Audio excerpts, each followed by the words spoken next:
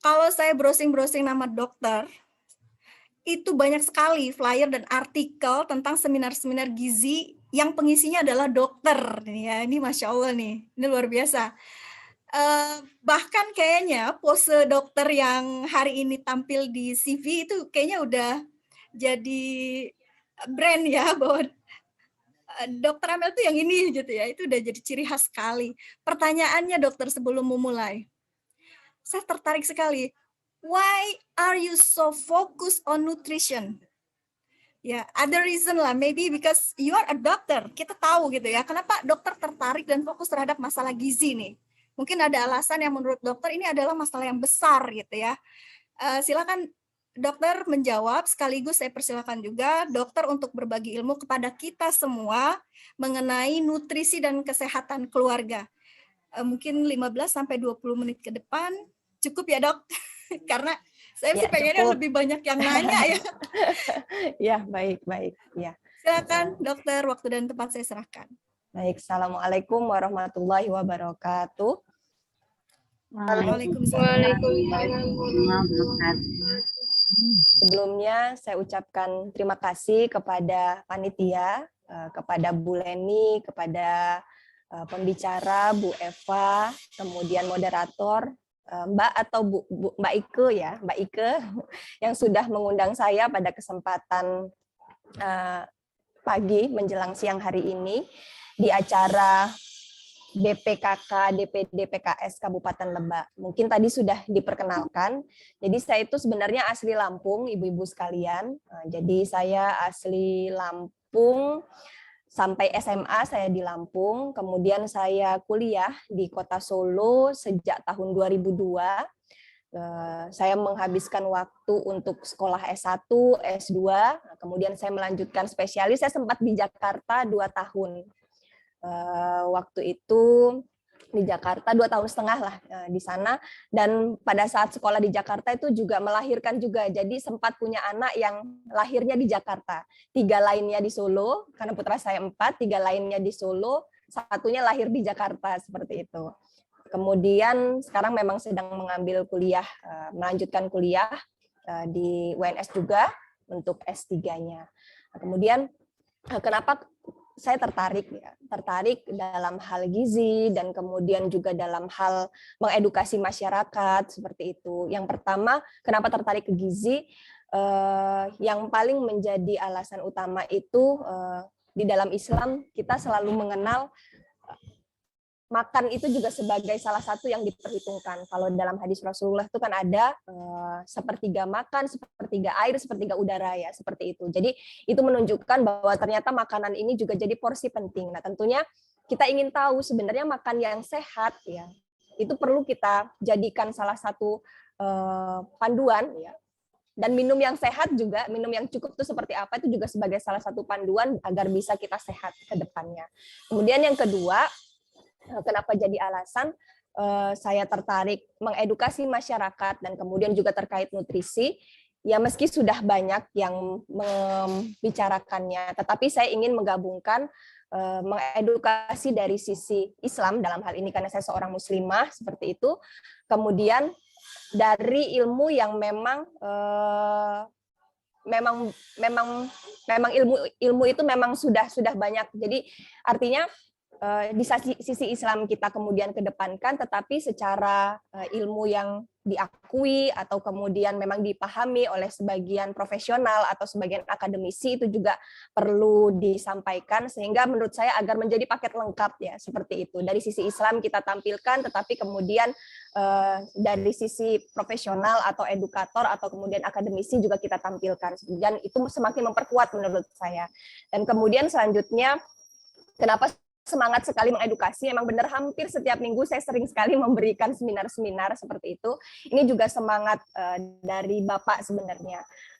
Jadi Bapak itu meskipun dulu sebagai seorang wakil bupati di Waikanan, sangat senang sekali mengajar ya. Jadi membimbing, mengajar, mengedukasi masyarakat itu salah satu kesenangannya. Dan benar ya, karena memang ilmu yang bermanfaat itu tidak ada matinya lah, mungkin bahasa kita seperti itu. Bahkan nanti jika kita sudah meninggal, itu pun juga nanti akan bermanfaat untuk kita ya, seperti itu. Sehingga saya jarang sekali menolak kalau kemudian disuruh yang memberikan informasi atau mengedukasi terkait nutrisi pada sebagian komunitas tertentu, karena menurut saya mungkin ini insya Allah akan memberikan manfaat dan salah satu amal jariah juga buat saya, ilmu bermanfaat insya Allah, seperti itu. Baik, kita akan masuk tentang tema pada kesempatan pagi hari ini. Jadi topik yang diangkat itu adalah tentang hidup sehat, makan dan minum sehat di era pandemi. Ya, jadi kita sudah hampir 1,5 tahun ya ibu-ibu sekalian, ikhwah fillah sekalian, menghadapi masa pandemi ini. Dan ternyata di antara hampir 2 tahun ini, ya 1,5 tahun bisa dibilang seperti itu, sudah banyak kita melihat anggota keluarga kita, orang-orang terdekat kita yang syahid di dalamnya seperti itu. Dan kemudian di sini ternyata kita juga masih tetap harus bertahan untuk bisa menjalankan kehidupan kita ke depannya meskipun masih di era pandemi. Dan ternyata makan dan minum sehat ini bisa sebagai salah satu pondasi agar kita daya tahan tubuhnya baik, agar kemudian kita juga bisa menciptakan keluarga yang kuat juga, ya, keluarga yang sehat juga, agar bisa lolos melewati masa pandemi ini, seperti itu.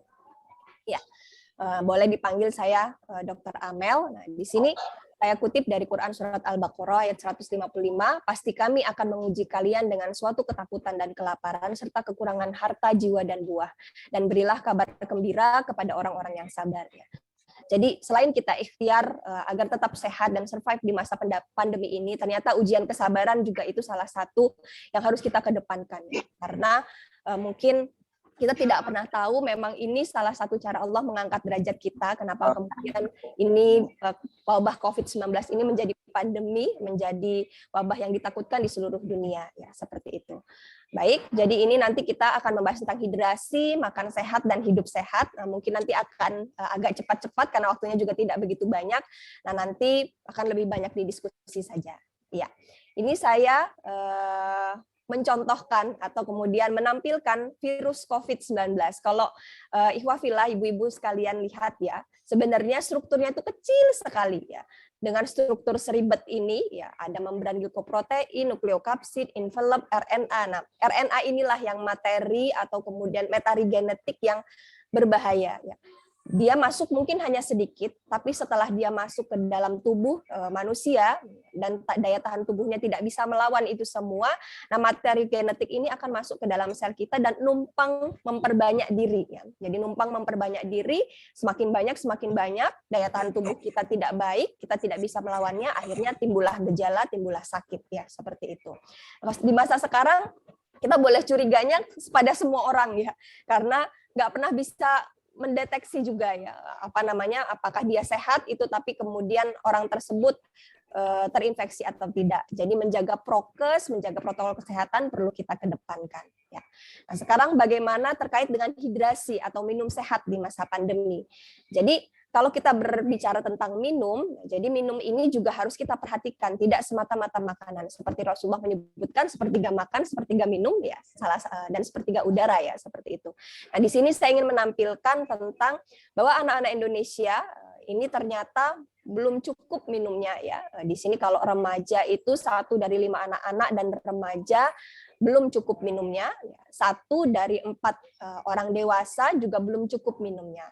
Padahal kalau kita ingin badannya juga segar, sehat, ya hidrasinya cukup, tentu minumnya juga harus cukup. Nah, kita lihat di gambar sini, ternyata bagaimana dengan kandungan air dari anak-anak dewasa sampai lansia. Jadi kalau tubuhnya anak-anak itu diperiksa, memang isi tubuhnya ini hampir sekitar 65-75%-nya itu adalah berisi air. Air ini bukan hanya air putih, jadi darah termasuk di dalamnya, air yang terdapat di dalam sel di luar sel ya. Jadi isinya adalah air. Kalau dewasa sekitar 55 sampai 60%, kalau lansia sekitar 50% saja ya, seperti itu. Nah, di sini air ini tidak bisa diproduksi oleh tubuh ya, sehingga kita harus mengonsumsi dengan cukup ya agar bisa beraktivitas dengan baik, agar kita bisa tetap fokus menjalankan aktivitas ya. Karena hidrasi yang cukup atau minum yang cukup ini akan meningkatkan fokus kita terhadap suatu pekerjaan atau terhadap suatu kegiatan. Nah, sekarang apa yang dimakna dengan hidrasi sehat atau minum yang sehat atau cairan yang cukup di dalam tubuh kita? Makna cukup adalah jumlah air yang masuk itu sama dengan yang keluar. Ini disebut dengan cukup. Nah, bagaimana melihatnya? Kalau kita lihat minuman yang diminum itu nanti harus seimbang dengan cairan atau air yang dikeluarkan. Nah, kita yang minum ini, baik kita minum secara langsung atau dari makanan yang banyak mengandung air, seperti itu misalnya sup tertentu kan ada airnya, buah-buahan juga ada cairannya, seperti itu. Kemudian dibandingkan dengan aktivitas fisiknya, entah dari aktivitas harian, yang kemudian keluar keringat, seperti itu, kemudian suhu yang panas itu juga mengeluarkan evaporasi atau cairan dan sampai akhirnya aktivitas. Dan kemudian dengan keringat kita ya, seperti itu. Kemudian apa yang harus kita waspadai kalau kurang ya? Kalau kurang ini ya nanti biasanya kondisi kurangnya air dalam sel dan di luar tubuh ini nanti akan menyebabkan kondisi-kondisi tertentu ya, keluhan-keluhan tertentu. Nah, di sini kita bisa lihat ini tadi masih sama ya. Nah, jadi nanti kita lihat apa efeknya kalau kemudian kekurangan.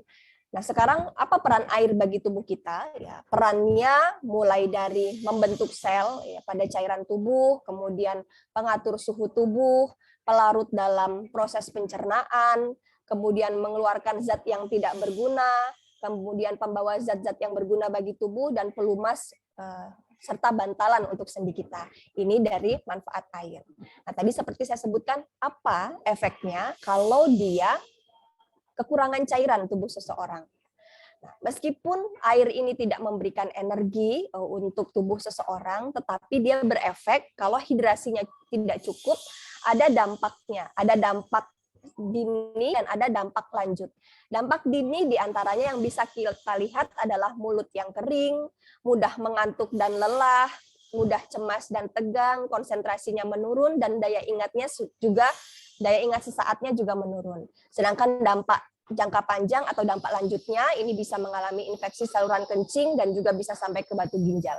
Maka ada ya iklan-iklan itu, iklan air minum seperti itu, kalau dia tidak konsentrasi disebut kurang minum ya, seperti itu. Karena memang itu salah satu efek jangka panjangnya.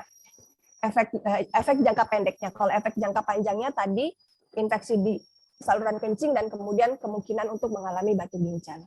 Nah, bagaimana mendeteksi apakah ini cukup atau tidak? Sebenarnya ada serangkaian pemeriksaan, tetapi paling mudah kita bisa melihatnya dari warna air kencing kita atau warna dari urin kita. Jadi pagi-pagi Ananda atau Ibu atau Bapak nanti ya dilihat bagaimana air kencingnya. Kapan seseorang disebut dengan terhidrasi cukup ya, nanti air kencingnya ditadah gitu di plastik atau gelas yang transparan, dilihat kalau warnanya masih cerah seperti ini ya, kuning cerah, ini masih masuk dalam kriteria terhidrasi atau cukup cairan atau hidrasi cukup. Nah, kemudian kapan seseorang mulai disebut kekurangan cairan? Nah, kalau dia menampung air kencingnya dan warnanya sudah mulai kuning, ya sangat kuning sekali, bahkan sampai ke kuning pekat, ya, bahkan sampai orang itu disebut dehidrasi parah atau sangat kekurangan cairan kalau warna urinnya sampai berwarna coklat seperti ini, mulai dari coklat pekat sampai coklat muda. Ini cara termudah untuk kita melihat apakah hidrasi kita atau apakah minum yang kita minum ini atau cairan yang kita minum ini cukup atau tidak. Apakah ini tergantung dengan makanan? Ya, dia tergantung dengan makanan. Kadang kan kita kalau minum makanan berwarna tertentu, warnanya jadi merah, ya bukan berarti, wah ini saya tidak cukup ini ya, berarti ada darah, bukan begitu. Tergantung juga dengan makanan. Tetapi umumnya kalau kita minum air putih tanpa makan makanan yang ada warnanya, nanti warna air seni kita akan seperti ini. Ya, begini cara mendeteksinya, seperti itu.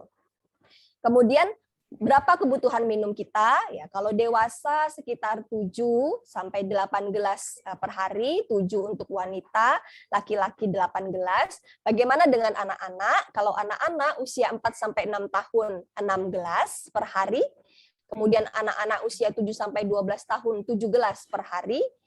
Kemudian kalau pada usia 12 tahun ke atas nanti sama dengan dewasa. Ini nanti bisa diperhatikan liternya ibu-ibu, jadi bisa kadang ukuran gelas kan beda-beda, bisa dilihat liternya. Kita paling mudah menggunakan ukuran air mineral ya, seperti itu yang ada liternya. Nah ini aturan liternya ya.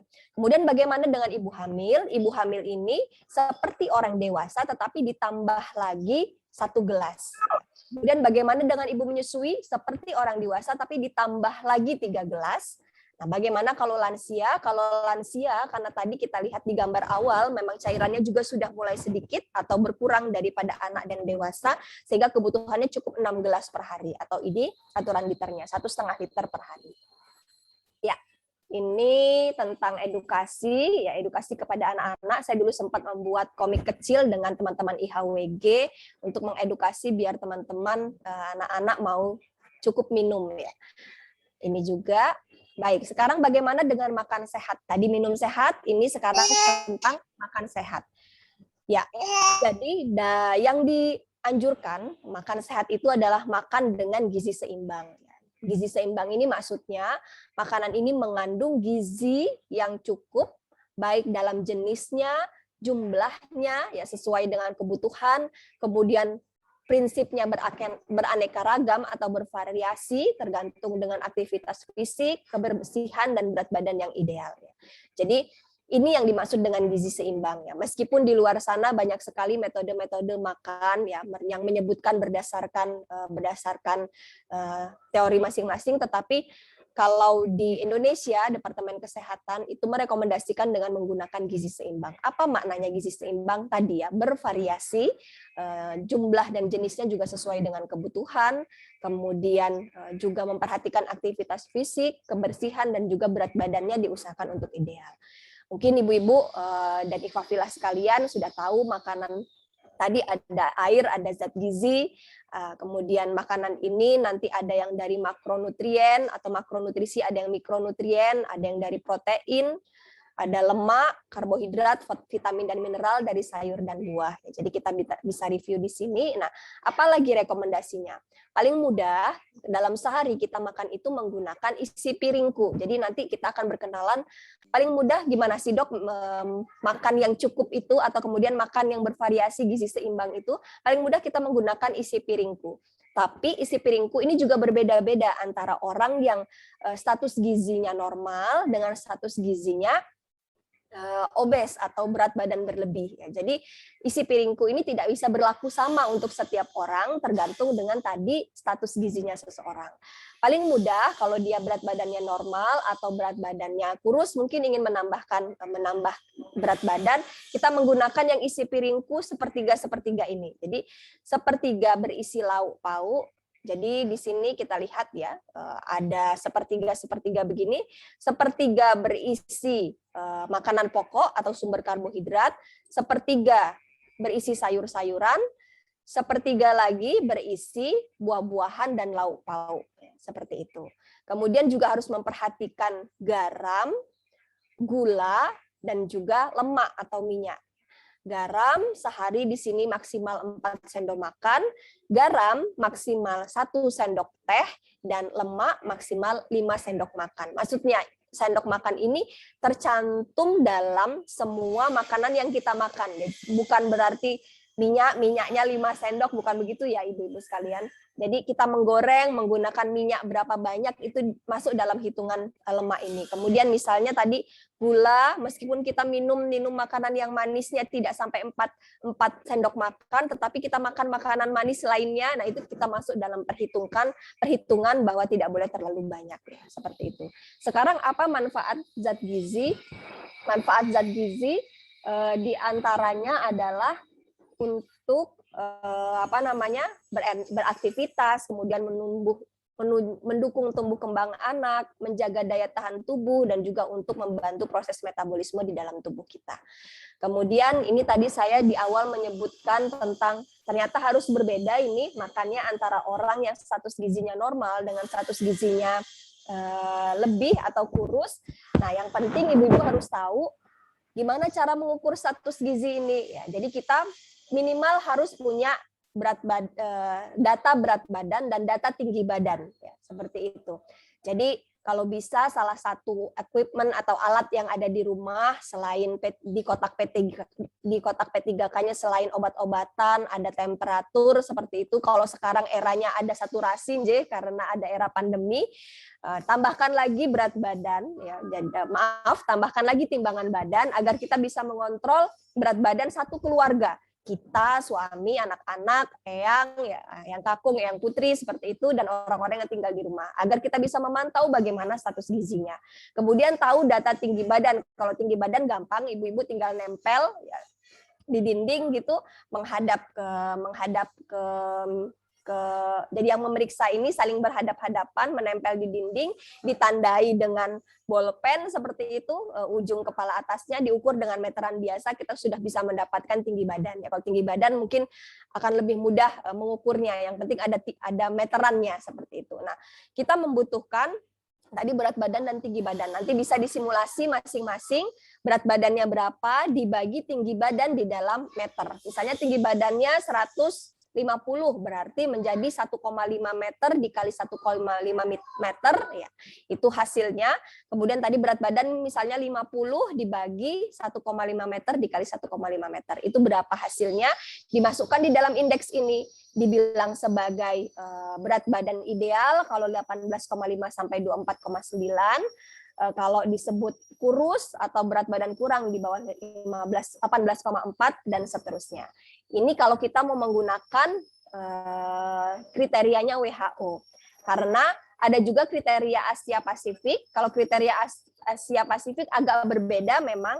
Di kriteria Asia Pasifik ini untuk orang Asia, ya, meskipun ada orang Asia yang badannya besar tinggi, jadi kadang-kadang menggunakan yang WHO juga.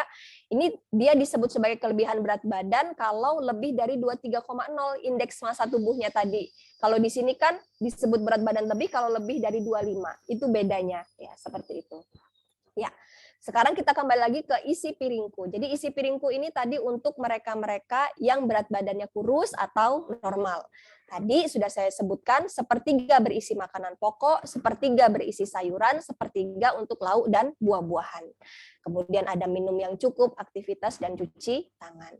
Ini kita lihat kalau kita menggunakan makanan sehari-hari di piring kita, ya.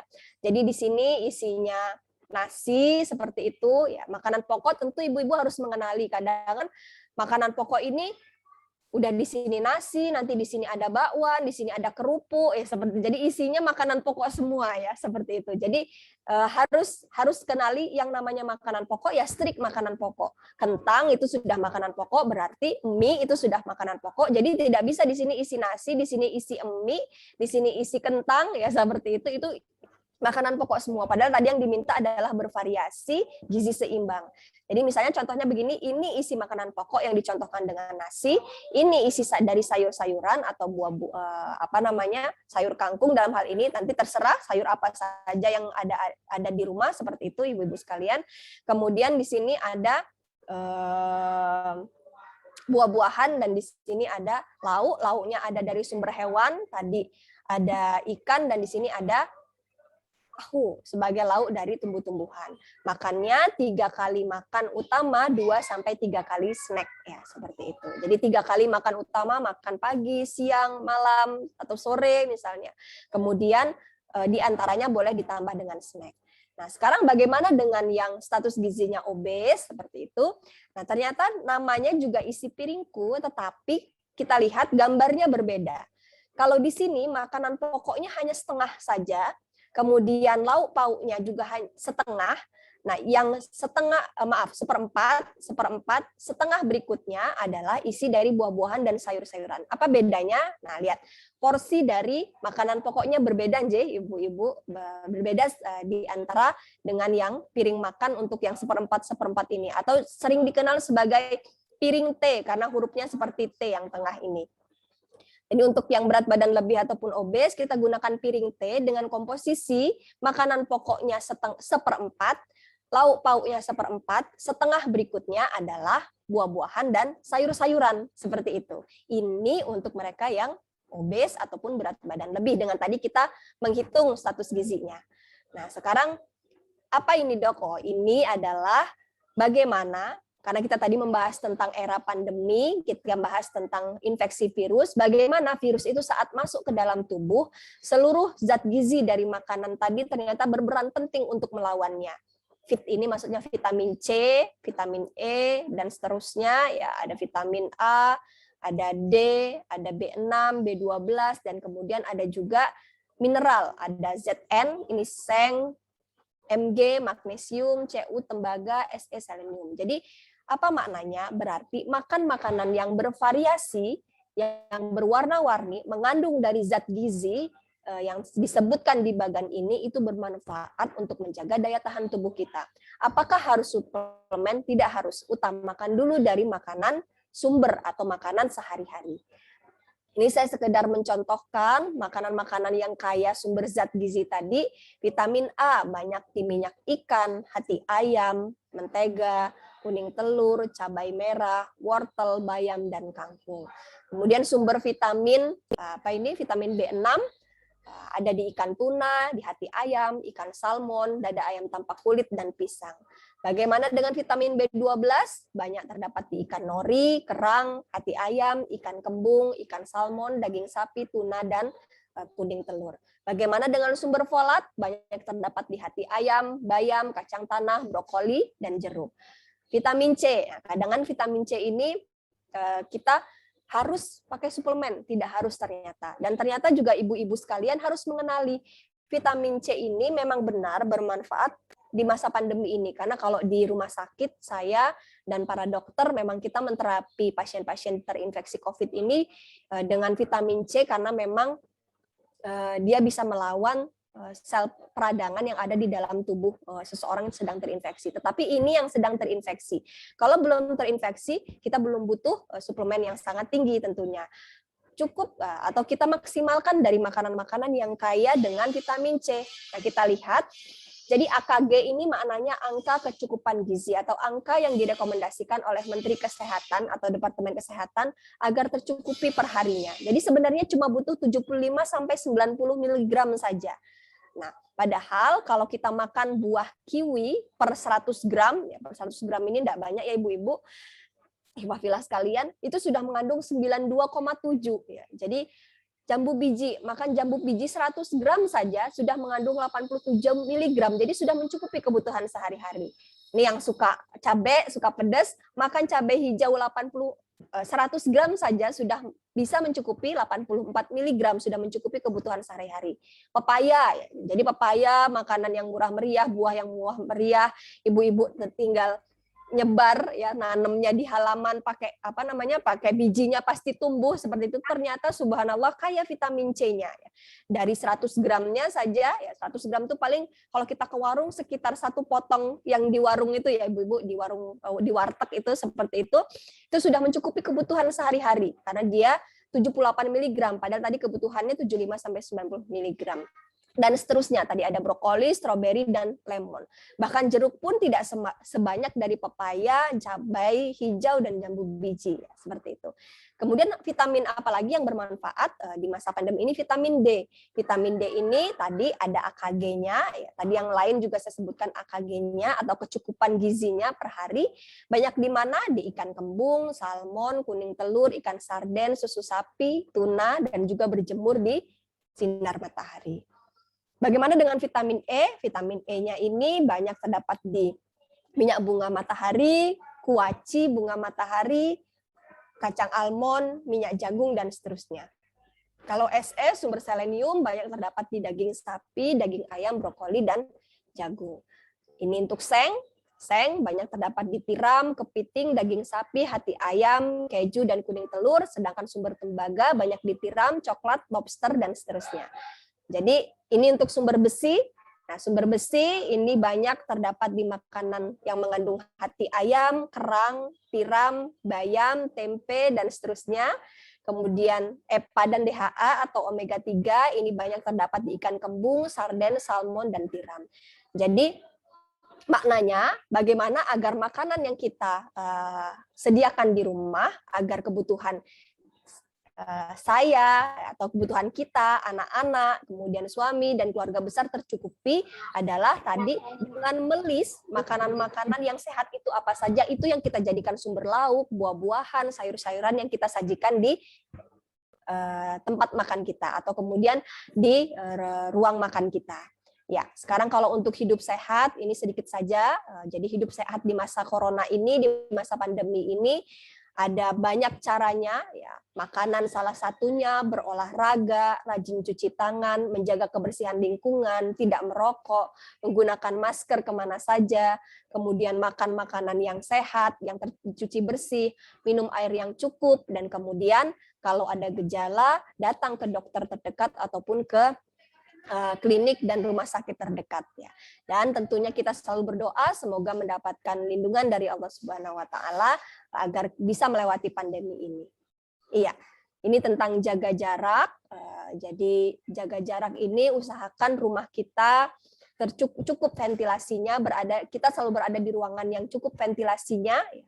Jadi sinar matahari cukup masuk, ya, dan kemudian jangan lama-lama, makanya pemerintah itu menyebutkan makan cuma boleh 20 menit, ya, seperti itu, karena takutnya kalau lebih lama dari itu sirkulasi udaranya tidak baik, kita lagi makan terhirup dengan kuman-kuman yang ada di sana, ya, karena kita tidak tahu ada atau tidak virus COVID di situ, dan berjarak antara 1,5 sampai 2 meter. Kemudian juga kita disuruh tidur cukup dan memanajemen dari stres kita. Ya, mungkin itu saja dari saya. Terima kasih, semoga bermanfaat. Saya akhiri. Assalamualaikum warahmatullahi wabarakatuh. Waalaikumsalam warahmatullahi wabarakatuh.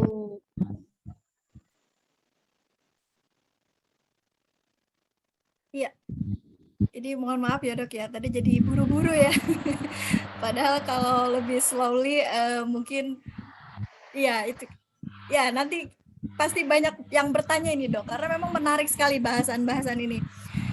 Terima kasih dokter, apa yang tadi disampaikan ilmu baru buat saya pribadi, mudah-mudahan juga buat ibu-ibu sekalian, buat yang hadir hari ini juga sama. Mendapat ilmu-ilmu baru, pengetahuan-pengetahuan baru ya yang selama ini mungkin kita salah mengambil tindakan gitu ya untuk memenuhi gizi selama ini. Saya yakin banyak banget yang mau bertanya. Tadi juga sudah ada tuh di kolom chat ya. Tapi tunggu dulu. Saya belum akan membuka segmen bertanya. Saya akan langsung ke pemateri kedua. Ke Ustazah Eva, sudah siap? Insyaallah, Ike. Siap. Nah, Ustazah Eva ini akan membagikan ilmu untuk kita. Ilmu apa sih? Ilmu untuk membangun keluarga yang tangguh. Kalau tadi kita sudah lihat ya CV-nya luar biasa. Putra-putrinya sudah berhasil melewati beberapa tahap yang mungkin kita semua masih deg-degan gitu ya tentang masa depan anak kita. Silakan. Bu Eva, waktu dan tempatnya dipersilakan. Ya, terima kasih Bu Ike atas waktunya. Dan terima kasih juga Dr. Amel yang telah berbagi ilmu kepada kita semua. Assalamualaikum warahmatullahi wabarakatuh. Waalaikumsalam. Ketika kita berbicara tentang keluarga tangguh, tentu gambaran yang ada di pikiran kita adalah potret keluarga Rasulullah Shallallahu Alaihi Wasallam. Potret keluarga Rasulullah yang syarat dengan qudwah, yang syarat dengan uswah hasanah ya, yang menjadi rujukan bagi kita semua. Makanya kalau kata Aisyah, karena khuluquhul Quran. Akhlak Rasulullah SAW adalah Al-Quran. Nah, karena itu, ya, keluarga tangguh itu seperti apa? Jadi keluarga tangguh itu, kalau dalam Islam, ya, itu Al-Quran merupakan pedoman hidup ya, yang menjadi rujukan bagi setiap umat Islam. Keluarga yang tangguh di sini adalah keluarga yang menjadikan Al-Quran sebagai sumber ilmu. Nah, mungkin tadi kalau Bu Ike banyak berbicara tentang keluarga saya, ya, ini yang menjadi motivasi kita ya, motivasi kami ya, untuk bagaimana menjadikan keluarga kami adalah keluarga Al-Quran. Mengapa? Karena keluarga Rasulullah itu keluarga Al-Quran, karena khuluquhul Quran. Jadi kalau gambarnya di sini seperti Al-Quran berjalan, seperti itulah Rasulullah, dan beliau menerapkan pola hidup keluarga seperti yang disampaikan dalam Al-Quran. Makanya keluarga tangguh itu adalah keluarga, sekali lagi, yang menjadikan Al-Quran sebagai sumber ilmu, yang menjadikan Al-Quran sebagai pedoman hidup dalam perilaku keluarga. Jadi Al-Quran di sini tidak hanya membahas yang sifatnya parsial, tapi membahas seluruh aspek kehidupan manusia, termasuk kehidupan berkeluarga. Termasuk mulai dari persiapannya, bagaimana memilih pasangan, bagaimana menjalani kehidupan berkeluarga, sampai solusi-solusi yang diberikan oleh Al-Quran. Jadi tidak ada rujukan ya, yang sempurna selain Al-Quran dalam memberikan pedoman hidup dalam berkeluarga. Oleh karena itu, ya, jadi yakinilah insya Allah keluarga yang menjadikan Al-Quran sebagai naungan dalam kehidupannya itu adalah keluarga yang tangguh, keluarga yang sukses, dan keluarga yang bahagia. Mengapa demikian? Allah berfirman, "Faman zuhziha 'anil nari wa udkhilal jannata faqad faz." Jadi orang-orang yang dikatakan sukses itu seperti apa? Jadi orang-orang itu dikatakan sukses itu ketika mereka selamat dari neraka dan dimasukkan ke dalam surganya Allah Subhanahu wa taala. Itulah hakikat keberuntungan yang sebenarnya. Ya, hakikat boleh dikatakan di sini orang-orang yang sukses ya. Orang-orang yang sukses ketika dia bisa dalam kehidupan ini merasakan kehidupan surgawi gitu kan. Jadi selamat dari neraka dan Allah masukkan di dalam surganya Allah. Nah, untuk tercapai keluarga yang seperti itu ya, ini merupakan proyek besar ya. Proyek yang luar biasa yang Allah amanahkan kepada setiap manusia. Tidak ada satu manusia pun yang tidak ingin berkeluarga. Pasti ingin berkeluarga dan pasti berharap agar keluarganya adalah keluarga yang diridhoi Allah, sampai sama-sama kita bisa berkumpul di surganya Allah Subhanahu wa taala. Karena dia merupakan proyek yang amat besar, ini tidak bisa kita lakukan dengan sambil lalu gitu kan. Kalau ada kesempatan dan sebagai selingan. Tapi yang namanya membentuk keluarga tangguh itu perlu persiapan yang luar biasa, perencanaannya matang, seperti apa yang dilakukan oleh Rasulullah SAW. Jadi ada beberapa tahapan, mungkin slide-nya bisa dilanjutkan untuk slide-nya, ya. Nah, ya. Seperti apa keluarga tangguh, ya. Jadi lanjut, ya. Keluarga yang menjadikan Al-Quran dan hadis Rasulullah sebagai sumber ilmu dan pedoman yang mengatur seluruh sisi kehidupan, termasuk di dalamnya ilmu untuk mengatur kehidupan berkeluarga. Ya. Lanjut juga kemudian bagaimana keluarga yang dinaungi oleh Al-Quran itu adalah keluarga yang tangguh dan keluarga yang sukses. Nah, lanjut ada beberapa tahapan yang harus kita lalui untuk bisa membentuk keluarga yang tangguh. Tahapannya nggak banyak, ya. Tapi ketika kita konsen ya, untuk bisa melalui tahapan itu, insya Allah, biidznillah, ya, kita akan bisa membentuk keluarga yang tangguh, ya, generasi berencana yang menjadi peradaban bagi bangsa ini. Jadi yang pertama itu perencanaan sebelum berkeluarga, ya. Jadi tahap perintisan kehidupan berkeluarga. Kepandaian memilih pasangan hidup. Nah, di sini pun banyak yang belum berkeluarga ya. Jadi kepandaian memilih pasangan hidup ini menjadi suatu hal yang perlu diperhatikan. Mengapa ya? Pilihlah pasangan itu yang berakhlak dan beragama. Kalau kata hadis, fazfar bidzati din taribat yadak. Maka carilah wanita yang beragama, niscaya engkau akan beruntung. Nah, ada satu kisah menarik yang bisa menjadi pelajaran untuk kita semua. Ya, saya sampaikan kisah di sini. Jadi seorang laki-laki datang kepada Amirul Mukminin Umar bin Khattab radhiyallahu anhu. Laki-laki ini mengadukan tentang kedurhakaan anaknya. Kemudian Umar bin Khattab memanggil anak yang dikatakan durhaka tersebut dan memberikan peringatan tentang bahaya durhaka kepada kedua orang tua. Kemudian anak itu berkata, "Wahai Amirul Mukminin, bukankah seorang anak itu memiliki hak yang harus ditunaikan oleh kedua orang tuanya?" "Ya," kata Umar bin Khattab. "Apakah itu?" Kemudian Umar bin Khattab berkata, bahwasannya seorang ayah itu harus memiliki ibu yang baik untuk anak-anaknya, memberikan nama yang baik, dan mengajarkannya Al-Quran. Kemudian anak ini berkata, "Wahai Amirul Mukminin, tidak satu pun dari 3 perkara itu yang dilakukan oleh ayahku. Ibuku adalah Majusi, namaku adalah Za'lan." Jadi Za'lan artinya orang yang selalu bersedih, dan aku tidak pernah diajarkan belajar Al-Quran. Dan aku tidak pernah diajarkan membaca Al-Quran. Kemudian Khalifah Umar menoleh kepada ayah yang mengadu tersebut, dan dia mengatakan, "Engkau telah datang untuk mengadukan kedurhakaan anakmu, padahal engkau telah mendurhakainya sebelum ia mendurhakaimu, dan engkau telah berlaku tidak adil, engkau telah berlaku tidak baik sebelum ia berlaku tidak baik kepadamu."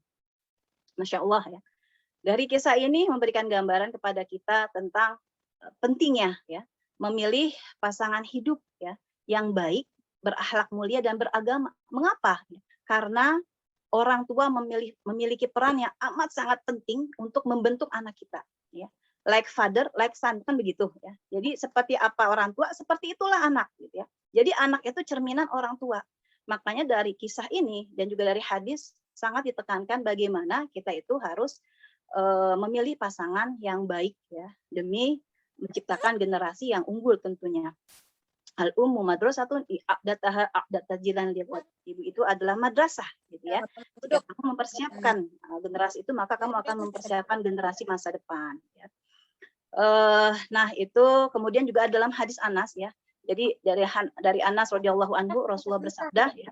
Jadi man razaqahullahu imra'atan sholihatan faqad a'anahu fi syatri dini falyattaqillaha fi syatril baqi ya. Ini hadis riwayat Muslim.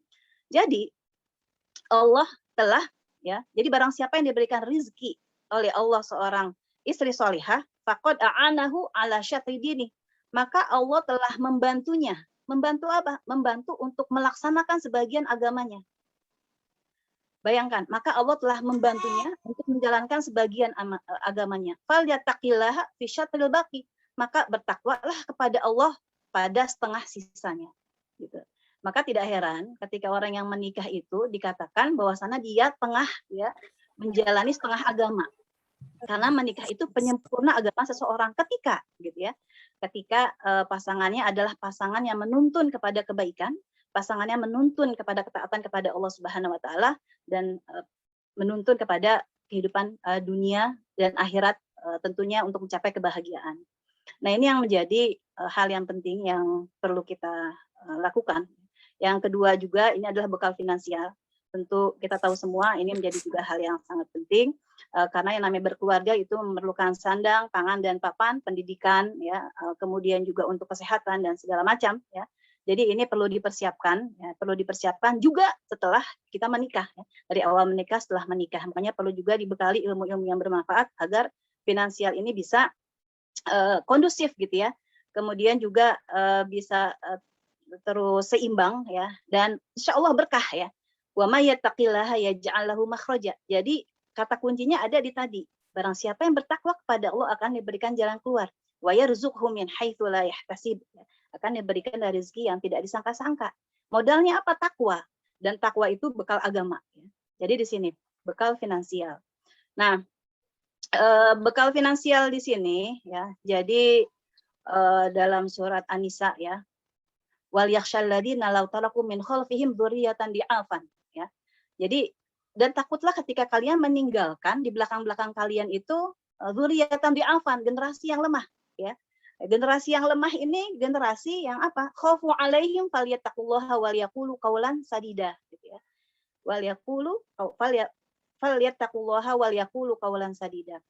Jadi kita juga harus memperhatikan ini, jangan sampai kita meninggalkan generasi di belakang kita itu generasi yang lemah ya.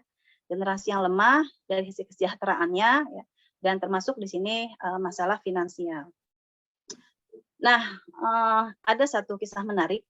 Ada kalanya ya, dalam kehidupan kita berkeluarga nantinya gitu ya, terkadang ma'isyah penghasilan istri itu lebih besar dari suami ya, bisa jadi karena harta warisan gitu kan, atau juga karena memang gajinya yang lebih besar dari suami ya.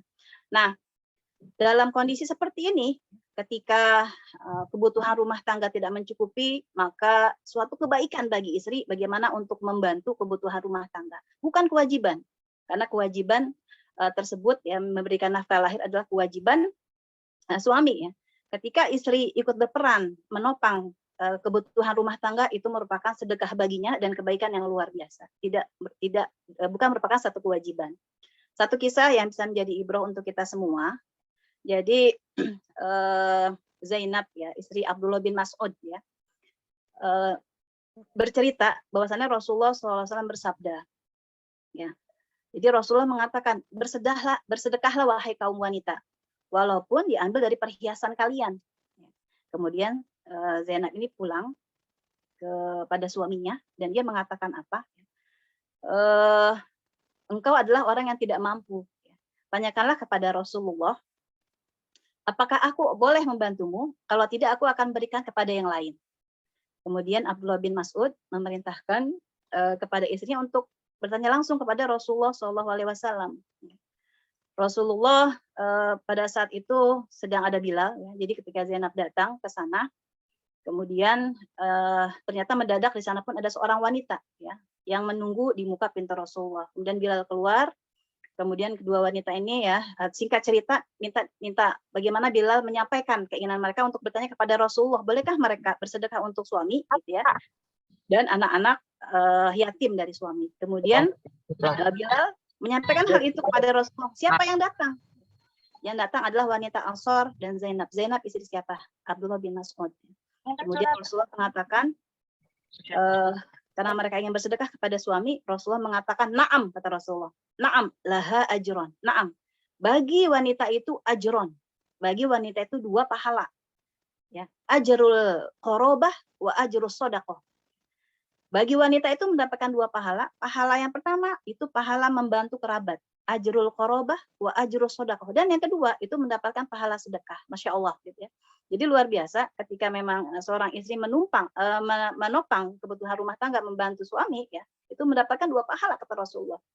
Nah, ini bekal finansial ya, yang juga perlu menjadi perhatian dalam perintisan kehidupan berkeluarga. Next, selanjutnya. Kemudian tahapan yang kedua itu adalah tahapan melaksanakan kehidupan berkeluarga ya. Jadi ketika sudah masuk ke kehidupan keluarga, ini yang juga harus menjadi perhatian ya untuk kita semua.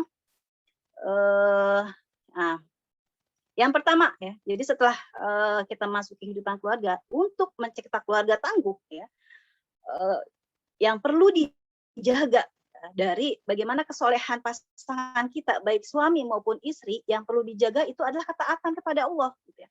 Karena apa? Al-iman yazid wa yanqus. Iman itu naik turun. Ya. Yazid bi ta'ah. Dia bertambah dengan ketaatan, wa yanqus bis sodaq bil maksiyah. Dan berkurang dengan kemaksiatan kepada Allah. Apapun yang tidak dijaga, termasuk hidayah keimanan kita, maka itu akan terkikis. Gitu ya. Apalagi kondisi seperti sekarang ya, kalau kita bagaimana tantangan-tantangan kehidupan ya, ketika kita tidak menguatkan ketaatan kita kepada Allah Subhanahu wa taala, itu akan bisa goyah ya, dan itu akan berpengaruh pada kehidupan berkeluarga. Sudah banyak kisah-kisah ya dalam kehidupan beberapa masyarakat yang kita ketahui dalam kondisi pandemi seperti ini ya, kehidupan keluarga jadi berguncang, seperti itu. Yang perlu kita jaga adalah ketaatan kepada Allah, dan ini merupakan target utama dalam menaungi rumah tangga. Target utama yang sekali lagi perlu kita jaga. Aisyah bagaimana menceritakan tentang kesigapan Rasulullah ketika panggilan azan itu datang, sampai kata Aisyah, Rasulullah sepertinya tidak mengenal saya gitu. Ketika panggilan azan itu datang, Artinya sholat ini menjadi faktor utama ya untuk bagaimana menjaga ketaatan.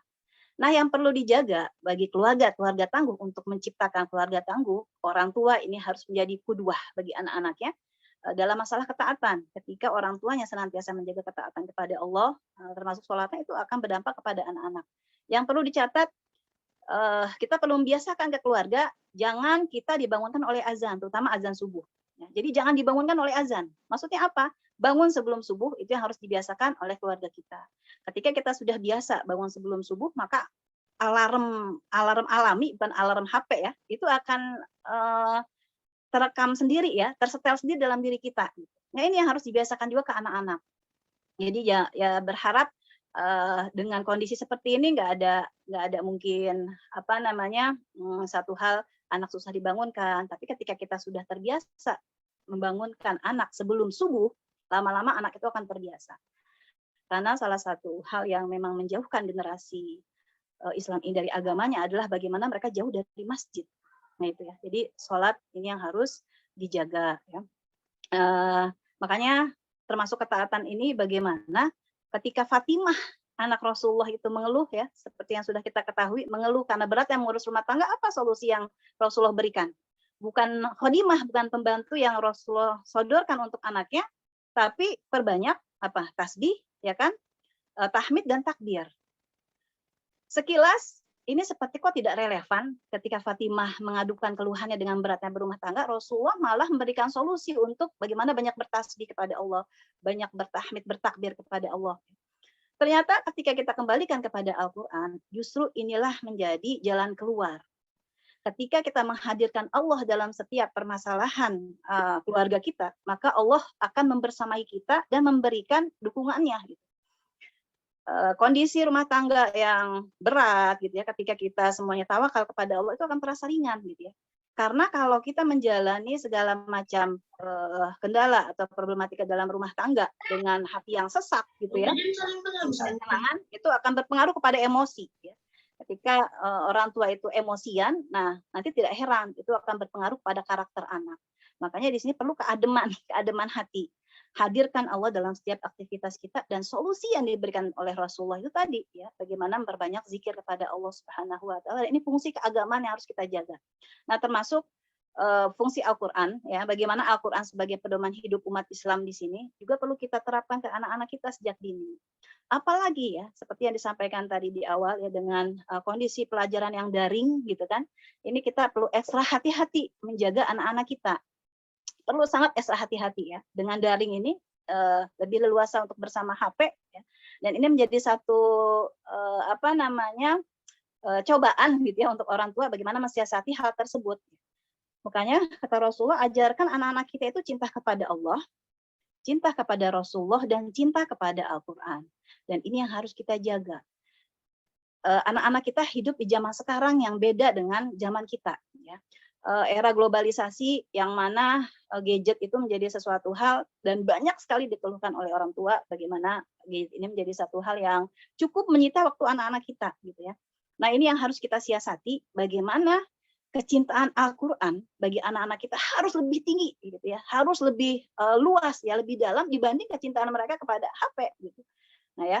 Jadi ketika panggilan azan bagaimana mereka bersegera gitu ya. Bagaimana waktu yang ada 24 jam semua sama, itu porsinya juga lebih banyak untuk Al-Qur'annya gitu kan.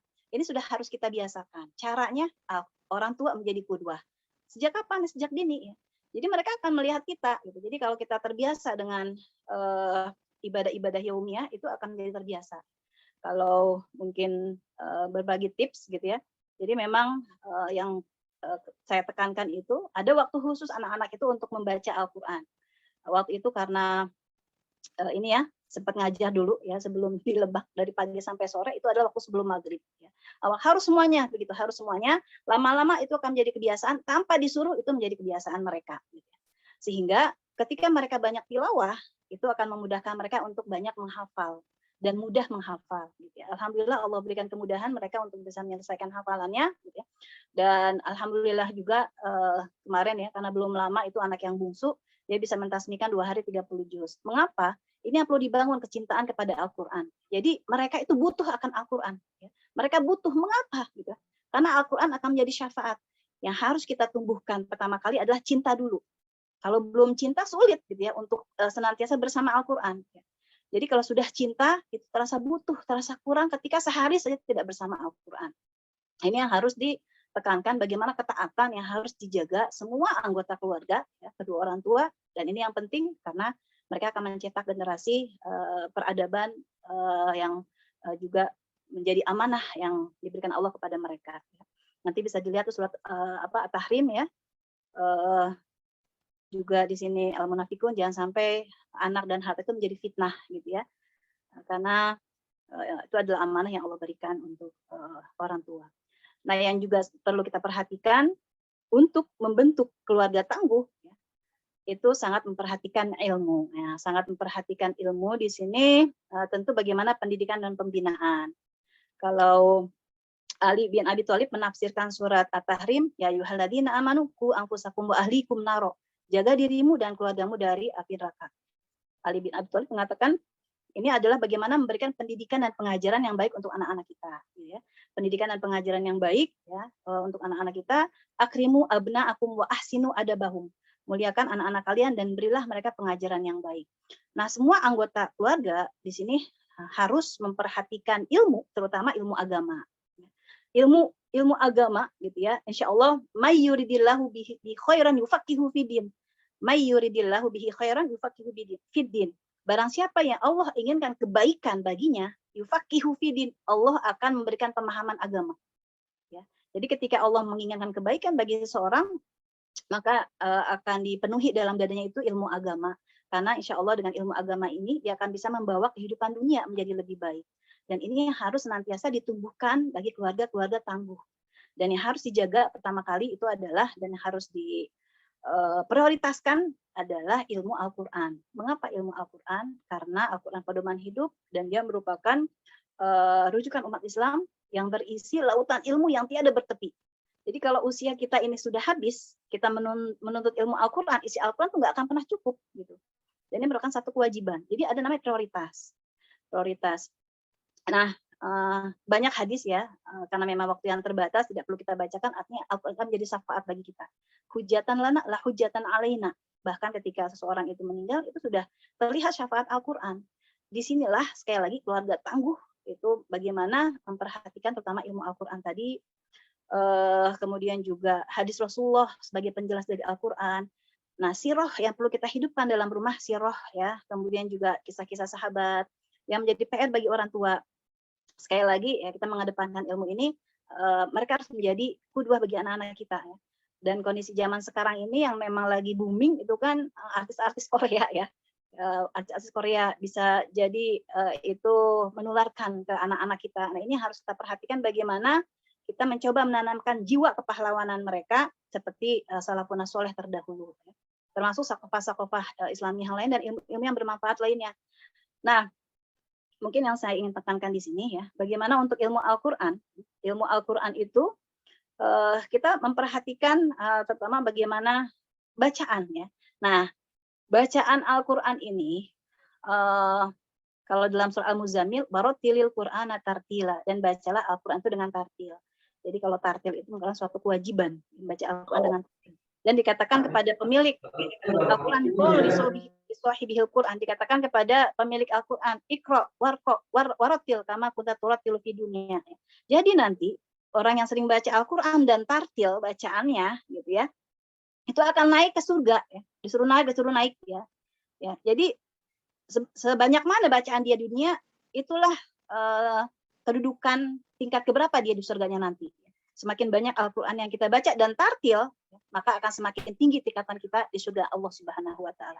Maka menjadi kewajiban orang tua tadi, ya, sebagaimana juga kisah seorang laki-laki yang mengadukan anaknya, ya, mengajarkan anak kita terutama terhadap Al-Quran ini, dan yang utama tadi dimulai dari bagaimana membaca Al-Quran. Kalau belum bagus bacaannya, kewajiban kita untuk membaguskan bacaan anak-anak kita, dan ini harus menjadi ilmu yang diprioritaskan. Ya, jadi ilmu yang diprioritaskan karena kita tahu bagaimana kewajiban kita terhadap Al-Quran. Jadi pembinaan dan pendidikan ini perlu kita lakukan Kemudian tahapan selanjutnya menjadi keluarga tangguh, itu juga harus selalu menjaga dan meningkatkan akhlakul karimah. Akhlak ya, jadi akhlak ini penting ya, penting sekali untuk menumbuhkan keluarga-keluarga tangguh. Ya. Bagaimana akhlak Rasulullah ya, dalam penerapan beliau di rumah, ya, sampai beliau kita ketahui ketika cucunya saja kuda-kudaan gitu ya, ketika beliau sujud itu beliau sampai lama. Ya. Ini akhlak beliau kepada lama untuk bangun dari sujud maksudnya. Akhlak beliau kepada anak kecil, bagaimana yang lain. Itu yang harus senantiasa kita jaga juga kepada anak-anak kita. Cukuplah di sini bagaimana pesan Rasulullah kepada Mu'adz bin Jabal. Ya. Jadi Mu'adz bin Jabal, sahabat Rasulullah berpesan. Apa pesan Rasulullah ya, kepada Mu'adz di sini? Bertakwalah kepada Allah, berkata jujur. Ya. Kemudian menepati janji. Nah, jujur ini penting. Jujur. Ketika berbicara tentang kejujuran, ketika kita mampu menanamkan kejujuran kepada anak, ya, berarti kita sudah menanamkan muraqabatullah kepada anak. Teringat ada satu kisah, ya. Jadi ada seorang anak itu yang menemukan uang 50.000 di jalan, 50.000. Ya. Kemudian waktu dia mau sekolah, dia pulang lagi ke rumahnya karena belum jauh. Ketika itu dia berangkat, kebetulan dari rumah dan sekolah itu dekat. Belum jauh keluar dari rumah menemukan uang 50.000, ya. Waktu itu masih SD, gitu ya. Pulang lagi ke rumah dan dia berikan kepada uminya. Umi, gitu ya, ini aku menemukan uang di rumah ibu ini, mungkin nanti Umi bisa menanyakan apakah ini adalah uangnya. Itu coba dari sini bagaimana orang tua bisa menanamkan kejujuran kepada anak, gitu ya. Jadi dia bisa berlaku jujur, itu bukan uang dia berikan kepada uminya karena nggak tahu uang siapa. Ya. Ini penting ya, jujur. Jadi berlaku jujur. Bagaimana dengan kejujuran ini kita akan bisa menerapkan ke keluarga ketika kita memberikan peraturan-peraturan, ya. Misalnya kita kasih waktu, ya, boleh main HP dalam waktu-waktu tertentu, misalnya, gitu ya. Nah, apakah ketika ada orang tuanya dan tidak ada peraturan ini bisa dijaga? Balik lagi kepada kejujuran anak, dan ini perlu kita tanamkan sejak kecil. Atau ada uang-uang yang tergeletak begitu saja, gitu kan? Bagaimana juga kita lihat dari kejujuran anak. Ada mungkin yang ngambil tanpa izin, ya. Ini penting ya. Makanya kata Rasulullah kepada Mu'adz bin Jabal, berkata jujur, menepati janji, menunaikan amanah, meninggalkan perilaku khianat, gitu ya. Sampai mengasihi anak yatim juga perlu dijaga, ya. Menjaga hubungan dengan tetangga, gitu ya. Menahan amarah juga penting, ya. Ini bagian dari akhlakul karimah. Kalau kita bahas satu-satu ini lebih panjang lagi. Tapi terkadang kita tidak menyadari ya, bahwasanya karakter anak ini ada materi khusus sebenarnya komunikasi ya. Ketika kita mampu menahan amarah wal kaziminal ghaidz wal afina 'anil nas, kita sudah memberikan pembelajaran untuk anak. Namun ketika kita tidak mampu menahan amarah kepada anak, mungkin orang tua yang emosian itu juga akan memberikan karakter yang buruk kepada anak ya. Mungkin tanpa kita sadar ya, orang tua yang sering berlaku kurang bisa menahan amarah juga bisa jadi faktor-faktor atau sikap-sikap negatif itu secara tidak langsung itu akan muncul dalam diri anak. Sifat pesimis, nggak pede, ya. Bisa jadi itu muncul dari perilaku orang tua atau kata-kata orang tua yang akhirnya membuat anak berlaku demikian. Juga kata Rasulullah pada Mu'adz bin Jabal, berucaplah yang lembut, gitu ya. Kemudian juga bagaimana kita diajarkan untuk mendebarkan salam, kita didik anak-anak kita ya, taat kepada imam, mendalami Al-Qur'an ya, gitu ya. Nah, ini pesan Rasulullah banyak kepada Mu'adz bin Jabal yang menjadi pedoman kita bagaimana untuk mendidik anak-anak kita memiliki akhlakul karimah. Dan sekali lagi ya, orang tua itu menjadi kudwah. Ketika orang tua memiliki kudwah yang baik kepada anak-anaknya, begitulah yang akan mereka contoh. Mulailah dari diri kita sebagai orang tua, insya Allah itu akan bisa tertularkan oleh anak-anak kita, termasuk di sini memperbagus amal perbuatan, sopan santun, ya kan, banyak bertobat, selalu bertobat, beristighfar, itu bagian yang harus dijaga oleh orang tua dalam mendidik anak-anaknya dalam hal akhlakul karimah. Next, sampai jam berapa nih ya? Lanjut, sedikit 5 lagi. menit lagi ya, Mia. 5 menit ya. Nah, kita ingin agar bagaimana keluarga tangguh itu ada keluarga Qur'ani, ya. Keluarga tangguh itu ada keluarga syurgawi, gitu ya. Yang mana juga dalam keluarga tangguh ini sumuliah, gitu ya. Bagaimana kita menerapkan ajaran Islam. Dan potret keluarga Rasulullah itu juga potret keluarga yang humanis, gitu ya. Rasulullah seorang nabi, tapi tidak melupakan hal-hal yang humanis. Seperti apa? Bercanda, bersantai, berlibur, gitu ya. Itu bahkan Rasulullah sama Aisyah pernah lomba lari, gitu kan. Hal-hal yang sifatnya humanis itu harus dijaga dalam keluarga, termasuk pada anak-anak. Ya. Jadi nggak kaku gitu ya, nggak otoriter gitu ya, tapi cair gitu. Jadi nyaman ya, suami istri nyaman, anak-anak pun nyaman ya. Keluarga yang umi abi yang bijak gitu ya, yang artinya bagaimana di sini kasih dan sayang dalam keluarga perlu sangat diterapkan. Jadi bahasa-bahasa, ungkapan-ungkapan nyata itu umi sayang kamu gitu ya, abi sayang kamu itu perlu kita ungkapkan ke anak-anak kita dan itu membuat mereka berbunga-bunga gitu ya. Jadi romantisme ya kalau bagi suami istri itu perlu dijaga gitu ya dan kasih sayang kepada anak juga itu perlu diterapkan. Ingat dalam surat An-Nur itu wa min ayatihi an khalaqalakum min anfusikum azwajan litaskunu ilaiha wa ja'ala bainakum mawaddata wa rahmah. Jadi emang keluarga rumah tangga itu diciptakan untuk menimbulkan kenyamanan, ketenangan, kedamaian, rasa kasih sayang di situ ada gitu ya. Nah, ini perlu dijaga dan ditumbuhkan ya.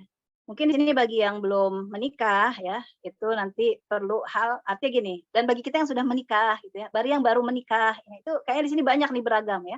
Ada yang baru menikah, ada yang belum menikah, ada yang sudah menikah. Hal-hal seperti ini perlu kita biasakan dalam rumah agar tidak kaku gitu ya, agar tidak kaku. Yang perlu diperhatikan gitu ya, bahwasannya pasangan kita itu senang gitu ya, ketika ada ungkapan dari istri atau suaminya gitu ya. Jadi nggak perlu malu-malu, toh sama pasangan sendiri gitu ya. Jadi di awal-awal itu perlu kita tumbuhkan kemesraan kepada pasangan kita gitu ya. Untuk hal suami istri ini ya, itu perlu ya. Hal-hal yang menunjukkan kecintaan kita kepada pasangan kita itu perlu kita lakukan. Jangan sampai nanti kalau udah ini agak malu dan agak kaku ya. Nah, kemudian juga bagaimana kepada anak-anak kita ya, ketika mereka datang, ketika mereka pergi, tunjukkan rasa kasih sayang kita kepada mereka, gitu ya. Nah, di sini makanya cinta dan kasih sayang nanti bisa dilihat. Nah, di sini kemudian pentingnya komunikasi dalam keluarga untuk membentuk karakter anak. Komunikasi penting. Aktsaru khotoya bani Adam fi lisani. Bahwasanya kebanyakan kesalahan yang menimpa anak cucu Adam itu di lisannya.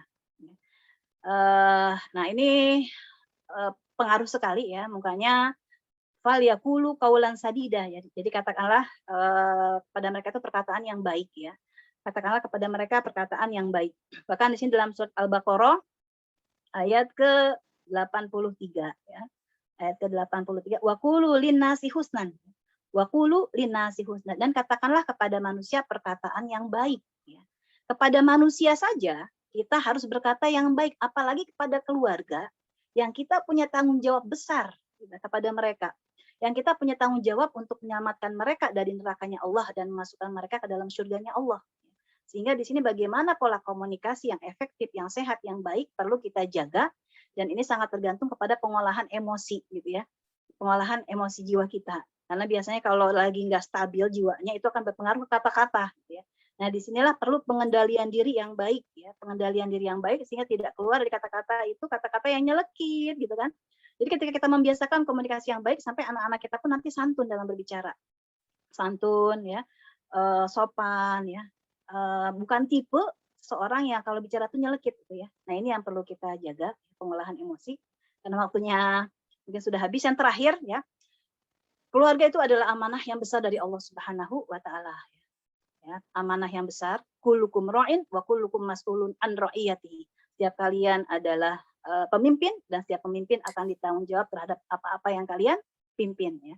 Kita sebagai seorang wanita ya, seorang ibu, seorang anak ya, seorang istri itu bertanggung jawab terhadap amanah yang Allah berikan kepada kita dari suami dan anak-anak. Nah, itu mudah-mudahan Allah memberikan kemudahan untuk menjaga amanah ini. Mengapa? Karena akan diminta pertanggungjawaban di hadapan Allah Subhanahu wa taala. Kita telah mengikat janji melalui akad nikah, ya. Maka bagaimana janji itu harus kita tunaikan dengan menjalankan amanah dengan sebaik-baiknya. Dan yang terakhir, bahwasan itu proyek besar, bagaimana perlu keikhlasan kita semuanya, kemudian takarub kepada Allah agar dimudahkan semua untuk bisa menjalankan amanah ini dan sehingga tahapan-tahapan tadi semoga bisa membentuk keluarga tangguh, melahirkan generasi Islam yang berperadaban, insya Allah generasi robani. Mungkin itu Bu Ike, lebih kurang maaf. Parma Suryadi ada kata Bu Iroh. Iya. Dokter Surya, bulan Agustus akhir. Ya, cukup insya Allah Bu Ike.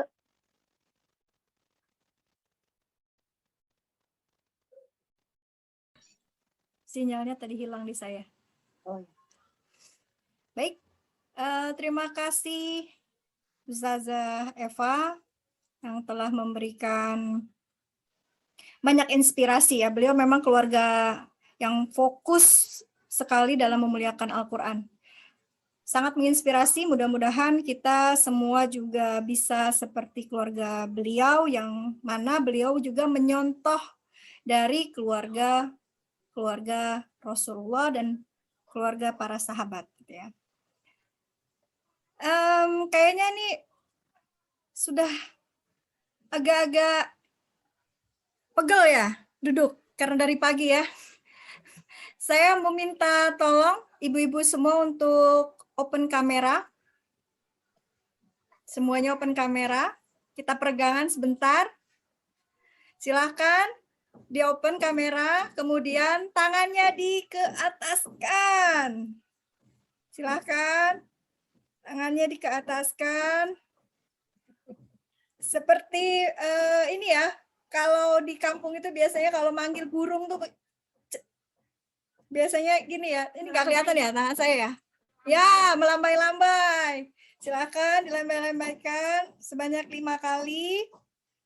Kemudian tolong pegang bagian kepala ibu-ibu semua, tapi harus sesuai dengan instruksi saya ya. Kalau pegang mata, harus pegang mata ya. Kalau saya bilang pegang mulut, berarti pegang mulut ya. Oke, 1, 2, lambai-lambaikan, 3, 4, pegang hidung. Wow, semuanya konsen. Terima kasih banyak. Mudah-mudahan rileks sedikit. Saatnya saya mau berpantun biar tambah rileks. Setelah mandi memakai sepatu. Cakep. Asik. Pergi ke kota di jalur busway. Cakep. Akan saya berikan doa restu agar ibu-ibu di sini bisa dapat giveaway. Amin. Iya. Iya. Nah, ya betul, kami punya giveaway door prize untuk para peserta webinar ini. Cara mendapatkannya cukup mudah, salah satunya adalah bertanya. Silakan, siapa yang akan bertanya, sebutkan nama, asal, dan pertanyaan singkat. Tadi juga sudah ada yang menulis di kolom chat, itu yang akan didahulukan oleh saya. Dibuka untuk 2 orang penanya yang raise hand mungkin ya, yang raise hand ya. Wow, ini udah. Bu Dokter, apakah masih standby? Masih. Mbak. Siap, masih standby. Berarti kita buka pertanyaan yang ada di kolom chat dulu ya. Baik. Wah.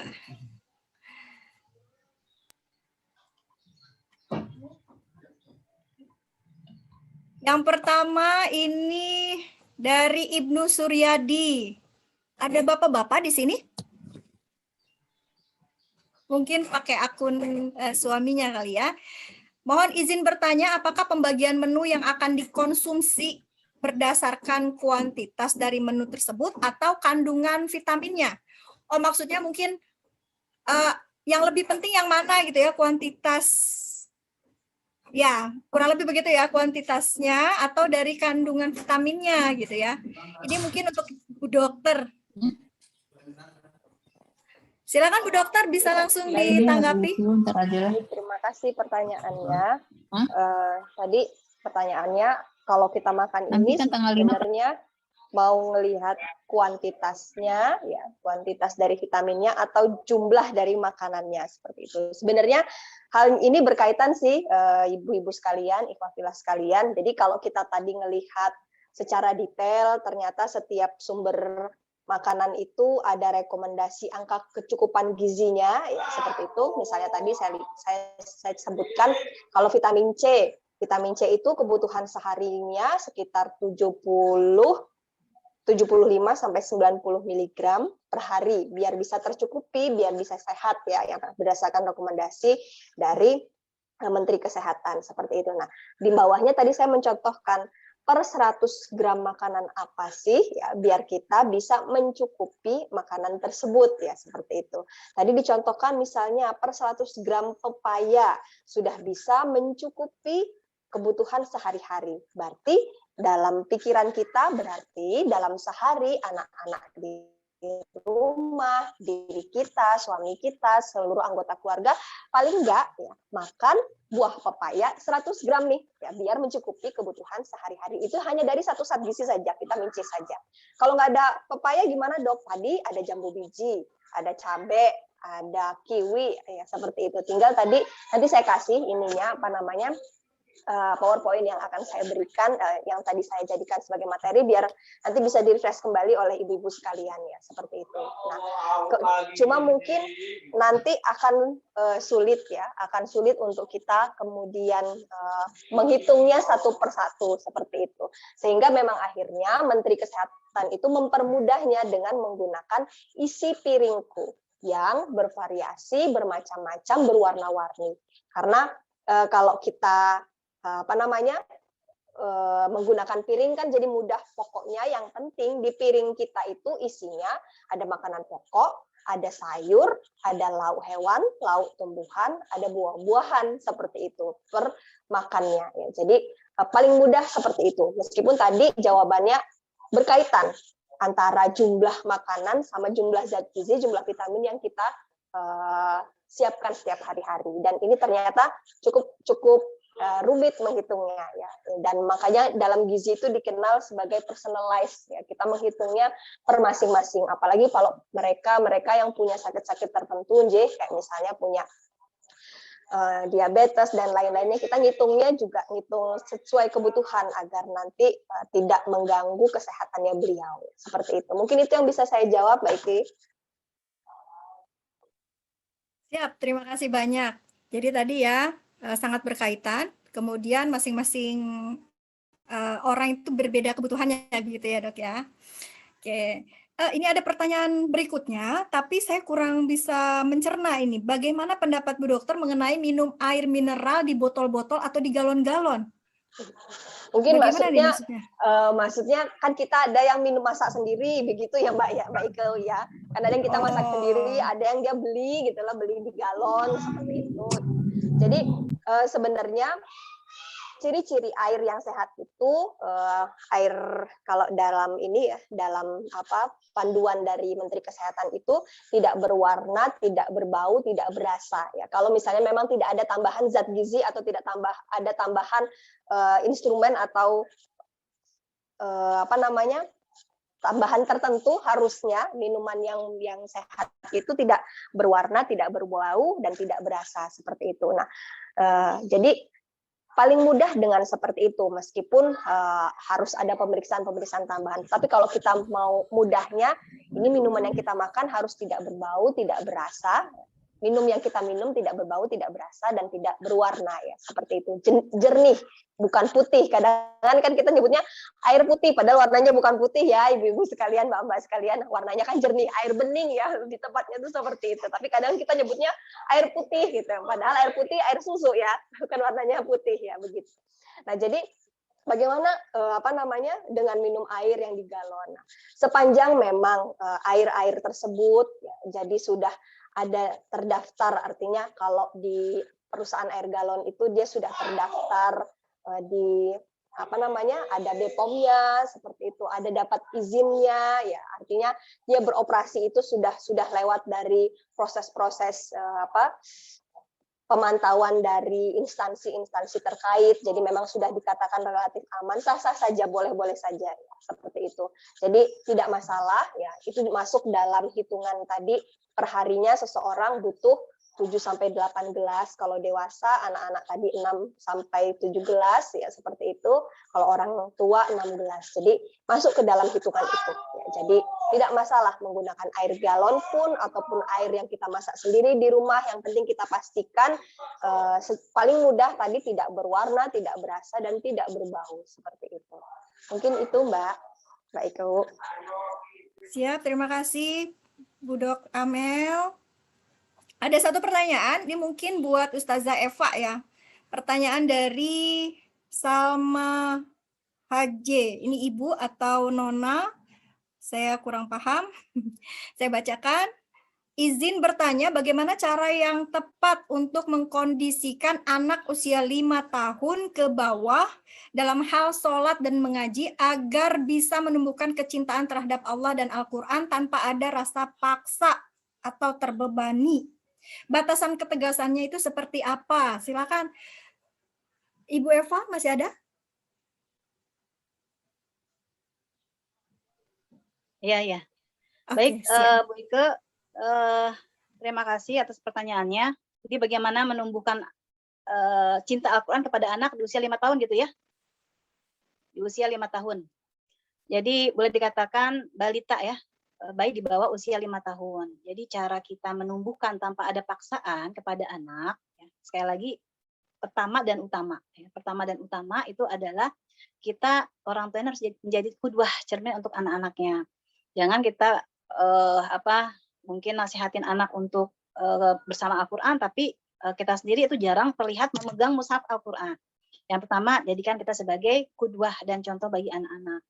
Yang kedua, untuk balita itu perdengarkan murotal Al-Quran ke telinga anak, gitu ya.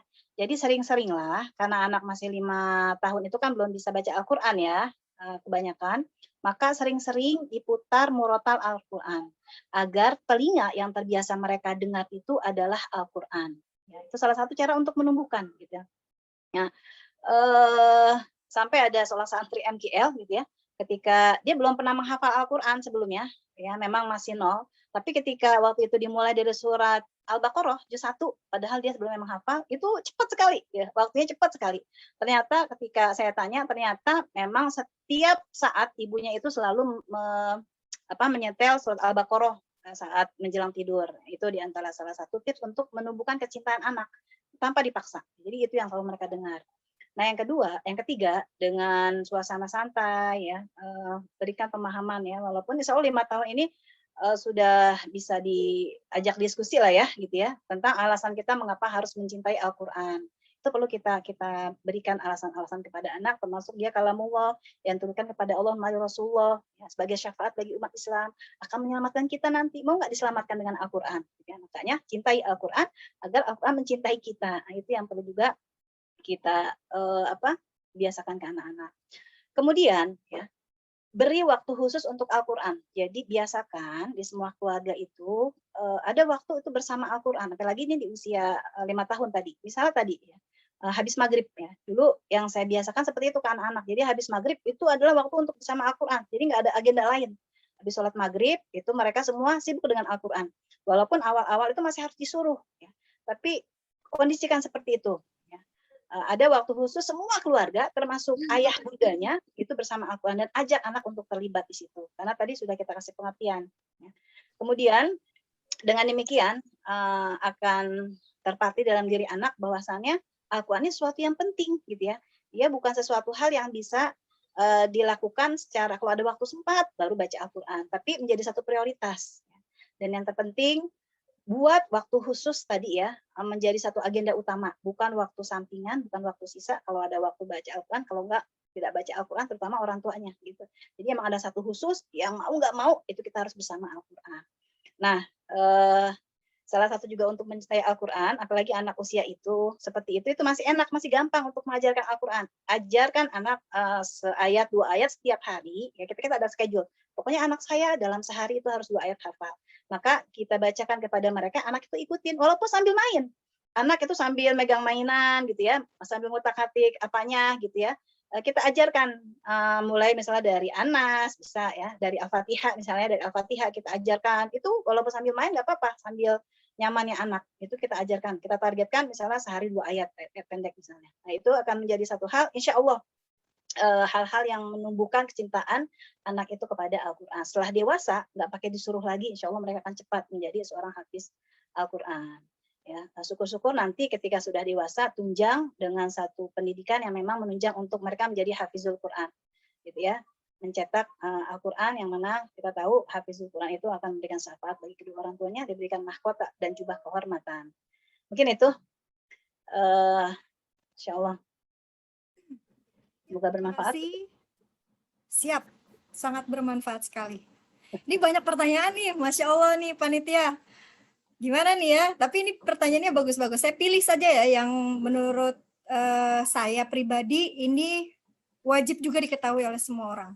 Bukan berarti yang lain nggak wajib diketahui ya, tapi karena waktu juga terbatas, saya pilih ya akhirnya. Ini ada yang menarik nih. Oh, tapi sebenarnya materinya tadi sudah ada. Dari Bu Bidan Zulfiati Muklis. Untuk Bu Dokter Amel. Izin bertanya, anak umur 5 tahun untuk gizinya sehari-hari berapa karbohidrat dan lain-lainnya? Karena berat badannya masih normal, tapi kelihatannya kurus. Untuk anak laki-laki ya. Silakan dokter. Baik, terima kasih Bu Bida atas pertanyaannya. Ya.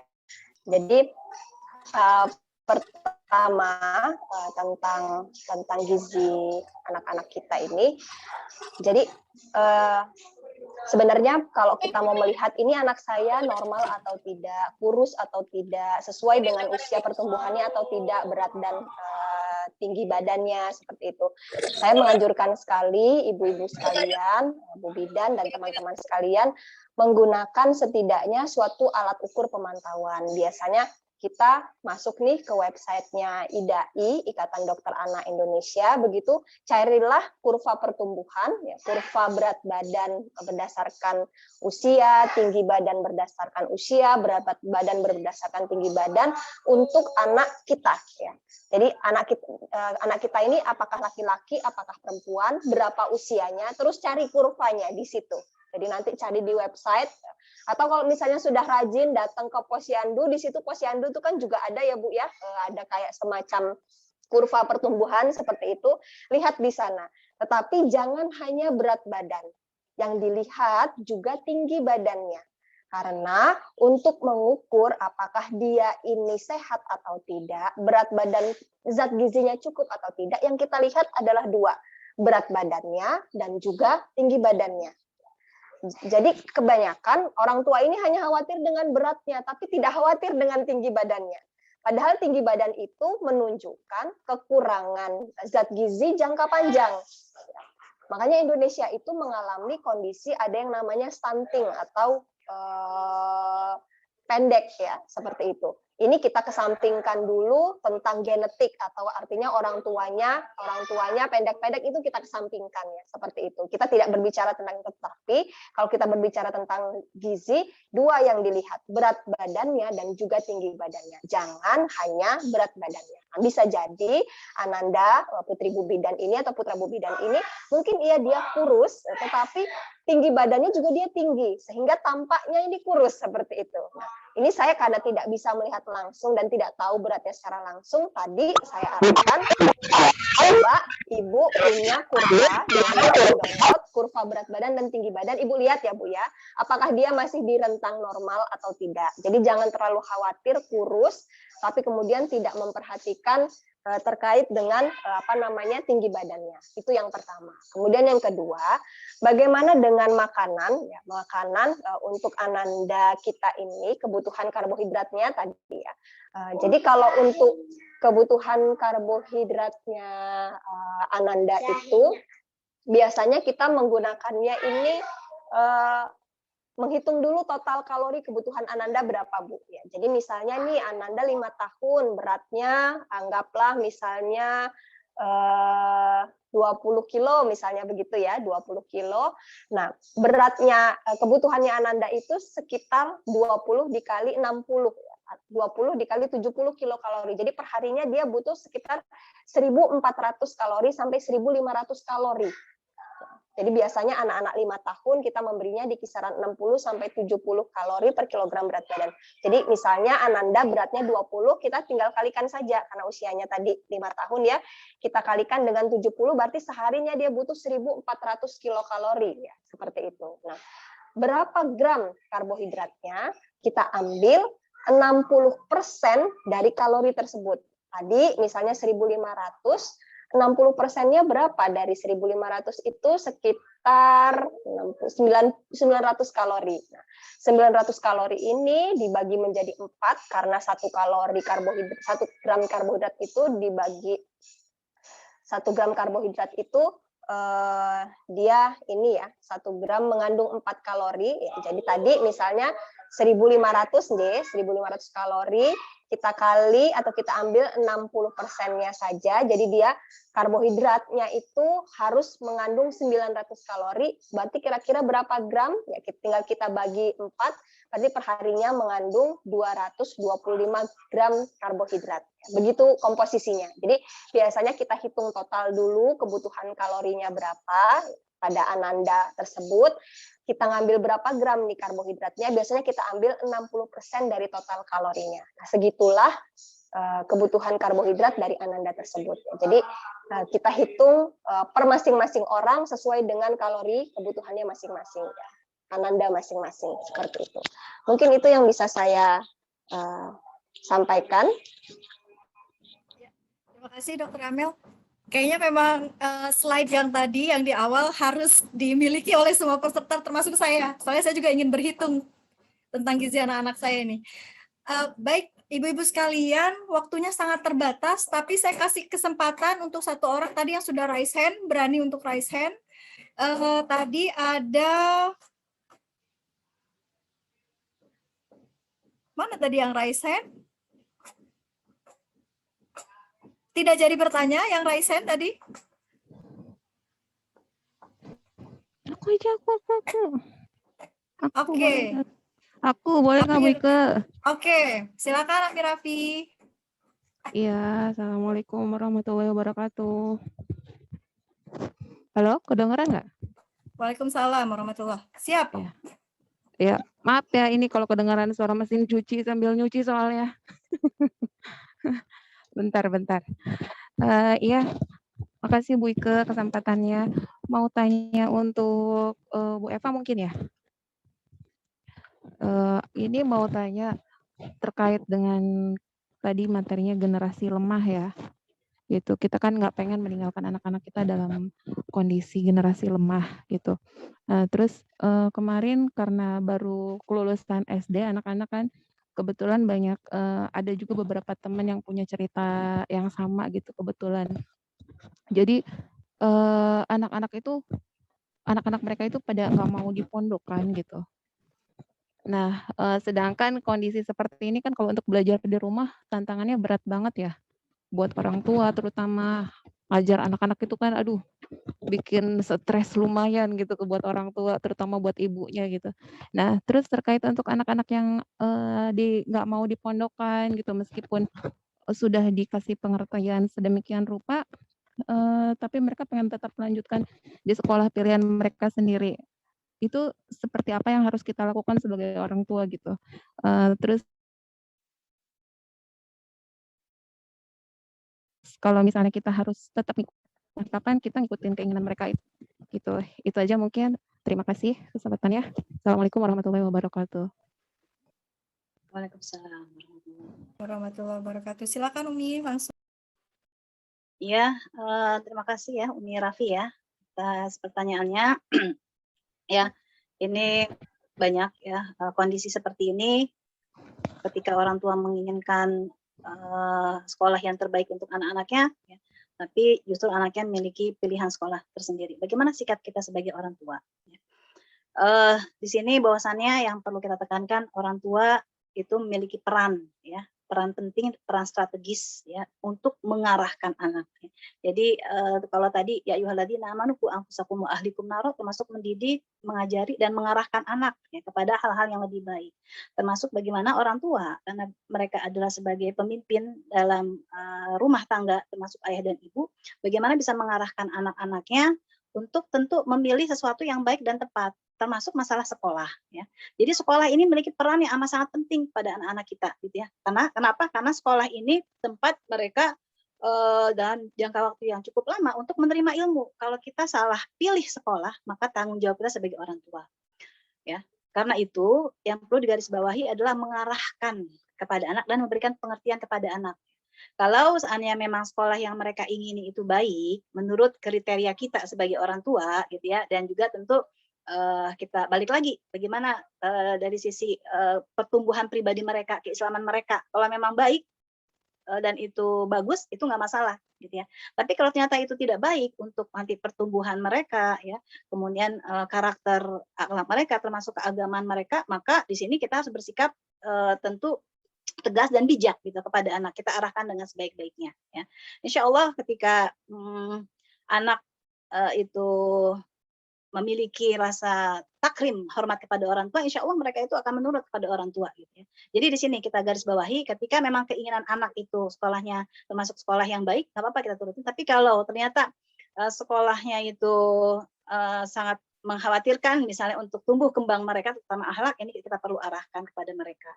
Nah, memang untuk pilihan itu tidak instan. Jadi dari jauh-jauh hari, ya, jadi ada tipsnya. Jadi bagaimana jauh sebelum mereka kelas 6 itu sudah kita kondisikan, ya. Jauh sebelum kelas 6 sudah kita kondisikan. Jadi ini jadi pengalaman ya sedikit Bu, anak saya yang bungsu ya. Anak saya yang bungsu itu Ayas ya. Satu-satunya anak saya itu yang masuk pondok pada usia SD. Ketiga kakaknya semua saya masukin pondok pada usia SMP. Ini satu-satunya. Selesai pulang dari Aceh itu kelas 5 itu langsung masuk pondok. Sebelumnya pondoknya tidak pernah kita survei, pondoknya seperti apa gitu kan, anaknya juga tidak pernah ditanya, tapi alhamdulillah ketika kita ajak ke pondok, pondoknya itu memang cukup sederhana, tapi Masya Allah ya, penempaan kepada anak tuh luar biasa, ya, termasuk anak saya ini alhamdulillah ya, walaupun waktu itu saya cukup sedih ya, karena satu-satunya anak yang SD, tapi sami'na wa ata'na gitu anak saya. Mengapa? Ya, karena memang sudah terkondisi. Jadi tidak kita kondisikan ketika anak itu selesai lulus SD, tapi sebelumnya ya, sebelumnya sudah kita kondisikan. Kalaupun memang sudah terlanjur ketika mereka lulus SD, bagaimana kita berikan arahan, gitu. Kita berikan arahan dengan arahan yang bijak dan dengan kesabaran, Ibu, dengan kesabaran, tentu doa. Ya. Doa, kalau memang menurut kita pilihan anak bukan sekolah yang terbaik gitu ya, dan kita ingin anak kita itu masuk pondok, apalagi misalnya pondok tahfiz, kita mohon kepada Allah ya, apalagi ini anak-anak kita gitu kan, kita berikan arahan yang terbaik, insya Allah namanya anak apalagi masih kelas 6, mudah-mudahan bisa mengikuti arahan kita sebagai orang tua, mungkin itu ya, insya Allah. Kemudian juga kita sampaikan plus ya, terutama keutamaan sekolah yang kita usulkan itu gitu ya. Mau jadi ini enggak deh, segala macam ya. Untuk memberikan gambaran ke anak dan perlu kesabaran dan tentu pemahaman yang terus-menerus kepada anak. Mungkin itu ya, mudah-mudahan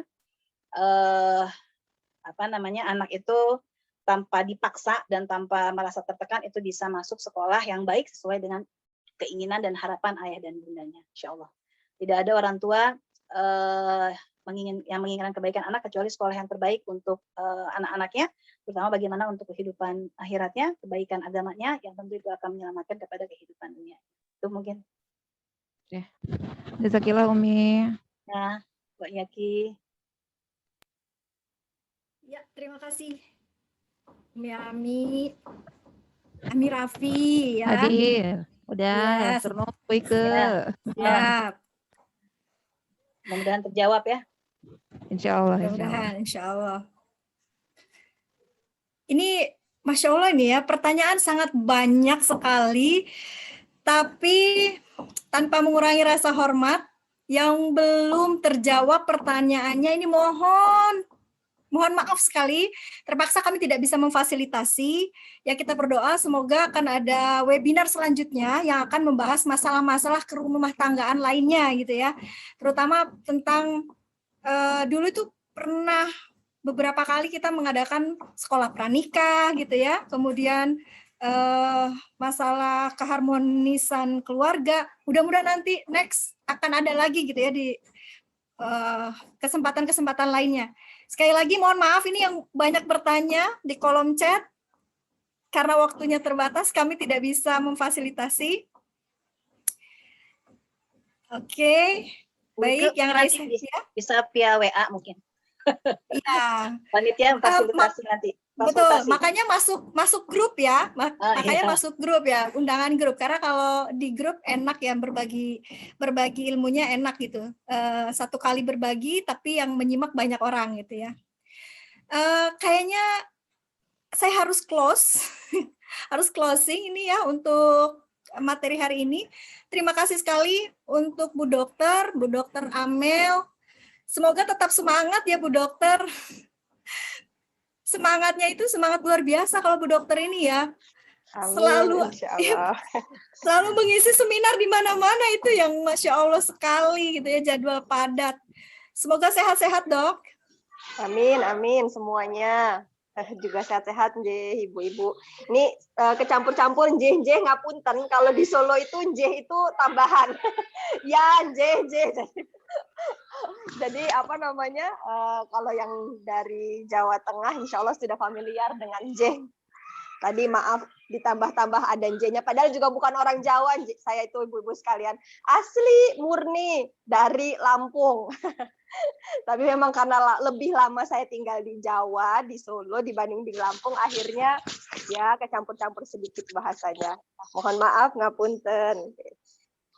Ya, terima kasih Dokter, tidak masalah. Kami jadi senang gitu ya. Mungkin dengan ada nj-nya, kami merasa dokter lebih akrab dengan kami malah kan, walaupun baru pertama kali bertemu.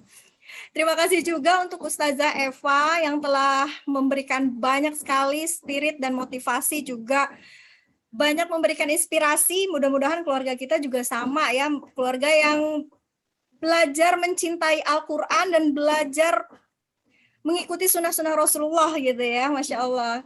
Doakan kami Mi, kami juga ingin punya anak-anak seperti anak Umi ya. Amin. Anak Semoga saya, memudahkan. ya. Amin. Baik, ibu-ibu sekalian, saya menyimpulkan sedikit tadi dari materi yang sudah diberikan, bahwa menjadi keluarga tangguh itu harus dimulai dari merencanakan membangun rumah tangga itu sendiri, gitu ya. Dimulai dari selektifnya memilih pasangan yang baik, yang berakhlak mulia, dan baik juga agamanya. Itu sangat poin sekali itu ya, tadi yang digarisbawahi oleh Ustazah Eva. Kemudian seorang perempuan itu harus mempersiapkan diri, karena perempuan adalah calon ibu, di mana beliau adalah madrasah pertama untuk putra-putrinya. Itu juga poin penting sekali. Bersyukur ya kita ada BPKK nih, bidang perempuan dan ketahanan keluarga gitu, khusus membahas masalah seluk-beluk perempuan. Nah, keluarga ini adalah fondasi utama untuk menguatkan generasi kita, anak-anak kita. Maka fungsi agama sangat penting dimaksimalkan dalam sebuah keluarga sebagai alat kontrol interaksi sosial semua anggota keluarga. Tadi banyak yang bertanya bagaimana nih sekolah online, megangin HP terus dan lain sebagainya. Alat kontrolnya adalah di fungsi agama di keluarga masing-masing. Ya. Kalau masalah gizi tadi Bu Dokter Amel sudah memberikan cukup panjang kali lebar kali tinggi. Yang kita perlu ingat adalah angka-angkanya dan kadar makanan apa saja yang dibutuhkan oleh tubuh. Paling tidak dari penjelasan Bu Dokter adalah bahwa setiap orang itu punya kebutuhan gizi yang berbeda-beda, ya. Makanan yang bervariasi justru itu membuat asupan yang seimbang untuk tubuh kita. Masalah berapa kadarnya dan lain sebagainya, mudah-mudahan nanti dokter mau berbagi sharing itunya ya, PowerPoint-nya ya, untuk kita baca lagi nanti di rumah gitu pasca ini. Baik, nanti saya share ke panitia, Mbak. Nanti saya share Siap. ke panitia. Saya sangat senang sekali. Terima kasih, Dokter. Oke, kita akhiri. Dari saya akhiri, tapi jangan dulu close ya, karena salah satu door prize-nya ada di saya. Buzul, apa kabar? Ada Buzul. Ada Buzul, iya. Oke, suaranya sudah besar? Oke, jangan kemana-mana ya, karena door prize-nya ada nih. Pokoknya ditungguin ya. Oke, saya close ya. Saya pantun lagi deh gitu ya, karena susah nih kalau nggak pantun. Orang mentigi, mengayal tenggiri. Cakep. Ada yang bilang cakep. Ada yang bilang cakep lagi. Tenggiri dijual di dalam pekan. Cakep. Kami yang pergi memohon diri, silap serta salah mohon dimaafkan ya. Cakep. Hati Berhati bangga berbarengan teman, bergembira ria di bawah jembatan. Seandainya kita cakep. diizinkan Tuhan, tentu bersua di hari kemudian. Assalamualaikum warahmatullahi wabarakatuh. Saya kembalikan ke Waalaikumsalam MC. warahmatullahi wabarakatuh. Wabarakatuh. Oh ya, Halo. Terima kasih. Perhatikan ya, Madam. Faktor kondisi lingkungan. Sebentar Ibu-ibu. Saya masih lanjutkan acaranya. Ya, terima kasih Bu Ika yang sudah membersamai kita semua dalam kegiatan diskusi dan sharing ilmunya siang ini dari pagi sampai siang ini ya. Alhamdulillah ibu-ibu hebat masih semangat.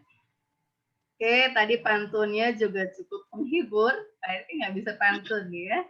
Oke, inilah tadi sudah diperlihatkan ya door prize-nya itu apa. Silahkan untuk panitia yang ingin mewakili ya, mewakili siapa di antara ibu-ibu hebat di sini yang berkesempatan mendapatkan door prize atau giveaway di acara webinar pada hari ini. Mangga, Bu Ika sudah punya catatannya? Oh, dikasih ke saya. Oke. Kalau untuk saya pribadi, saya sangat menghargai dan mengapresiasi yang mau bertanya. Maka door prize-nya pasti saya akan berikan ke pertanyaan atau ke yang bertanya, dan pertanyaannya saya ajukan tadi ke Bu Dokter atau ke Ustazah Eva. Tadi yang saya bacakan itu ada Bu Haja, siapakah? Oh, ada tadi Ibnu Suryadi. Kemudian ada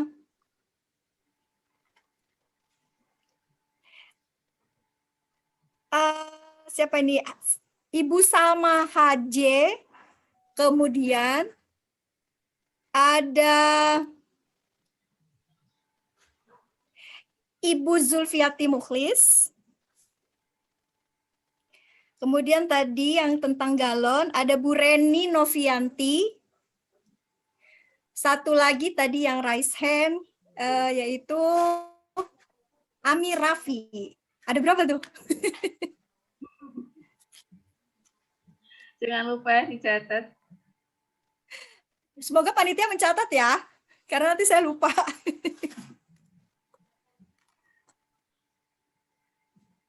Oke. Sudah Bu Ika? Ya, dari saya cukup sekian. Tadi udah ada banyak tuh. Ada berapa tuh? Selamat ya. Oke. Selamat dan barakallah ya untuk ibu-ibu hebat yang berkesempatan mendapatkan door prize dan giveaway-nya. Insya Allah kami dari panitia akan menghubungi langsung ya dan mengirimkan door prize-nya. Semoga bermanfaat, bisa menjadi kenang-kenangan dan memotivasi ya ibu-ibu semuanya ketika melihat hadiahnya bisa kembali membuka ya, mengingat kembali ilmu-ilmu yang kita pelajari hari ini.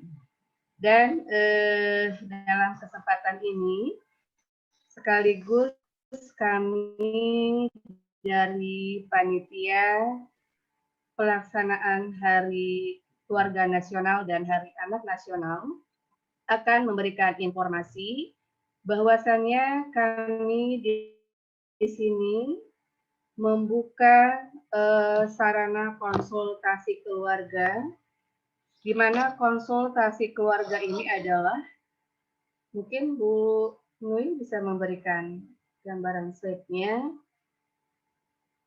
Ada slide-nya Bu Nur? Bu Nui? Ada Bu, sebentar ya, ini lagi loading dulu. Afwan. Ya. Bentar.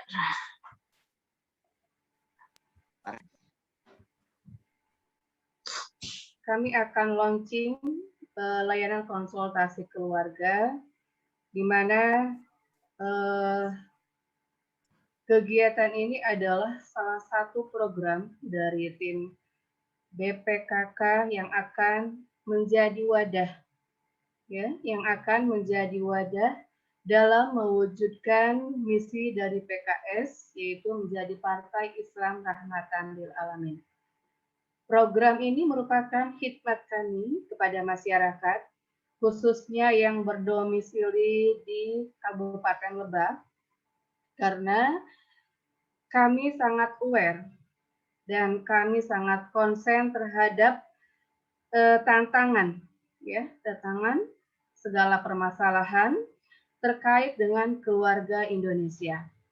Maka semoga program ini dapat membantu kita semuanya mewujudkan keluarga yang tangguh. Untuk itu saya persilahkan kepada Ketua BPKK DPD PKS Kabupaten Lebak, Ibu Ustazah Hajah Eva Musdalifah, secara resmi meluncurkan konsultasi keluarga, rumah konsultasi keluarga. Mangga dengan hormat kami persilahkan. Bismillahirrahmanirrahim. Assalamualaikum warahmatullahi wabarakatuh. Alhamdulillah, salah satu program bidang perempuan dan ketahanan keluarga itu adalah layanan konsultasi keluarga, yang mana ini merupakan salah satu, ya, bentuk kegiatan dari Partai Keadilan Sejahtera sebagai bentuk khidmat kepada masyarakat, ya, yang mana memberikan layanan konsultasi, ya, kepada seluruh lapisan masyarakat, ya, secara gratis, ya, baik itu terkait dengan permasalahan keluarga, konsultasi keluarga, pasutri maupun anak. Insya Allah konsultasi keluarga ini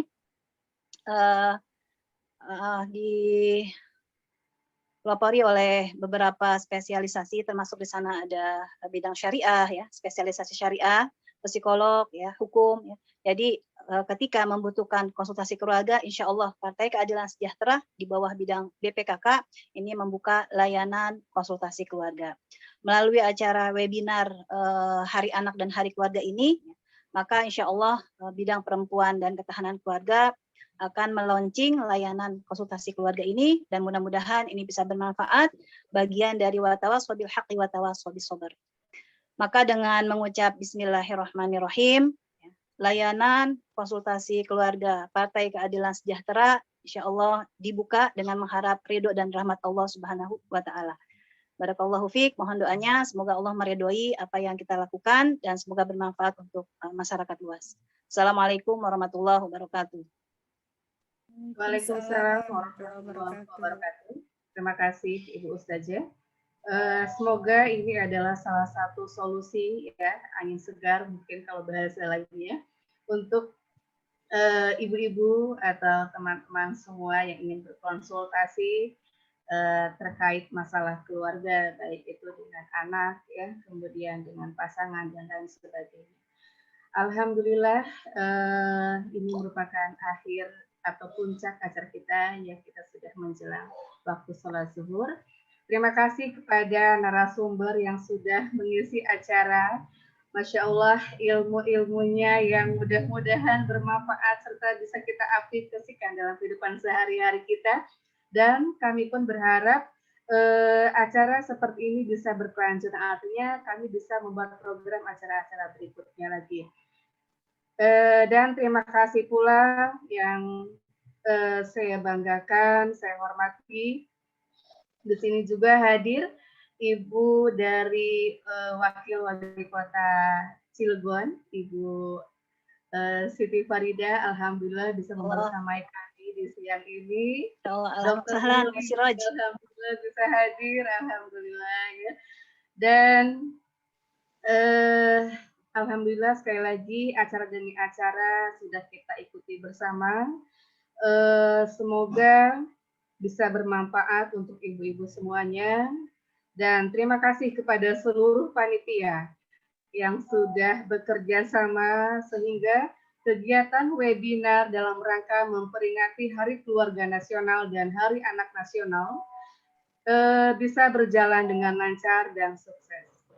Untuk itu, mari kita sama-sama dengan membaca istighfar, astagfirullahaladzim, membaca hamdalah, Alhamdulillahirobbilalamin. Dan kita sempurnakan kegiatan Iya, siang hari kita dengan membaca kafaratul majlis.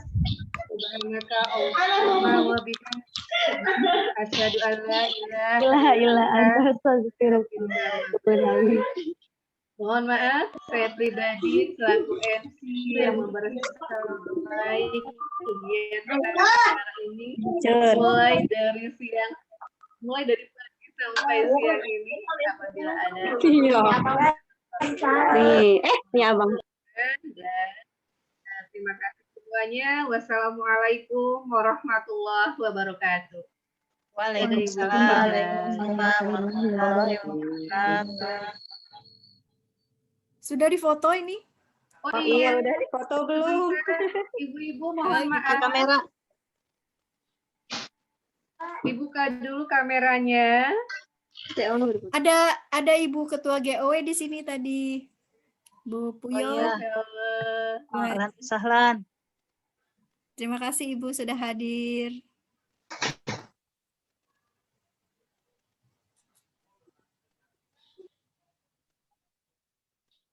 Kameranya mungkin bisa di-open dulu. Bu Ike bisa diambil gambarnya, Bu Ike. Yang Bu Nuy ada di situ, Bu Nuy? Oh iya, Bu Nuy. Pegang Guma Ibu, afwan. Aduh, baik. Bentar. Aku tidak men-setting. Udah banyak yang keluar ya. Tadi Ya, lumayan. sempat aku screenshot sih pas materi itu. Oh, Bentar ya. gitu. Aku screenshot lagi deh, Bu. Bentar nih sambil megang. Bentar ya. Boleh Bu, saya bisa.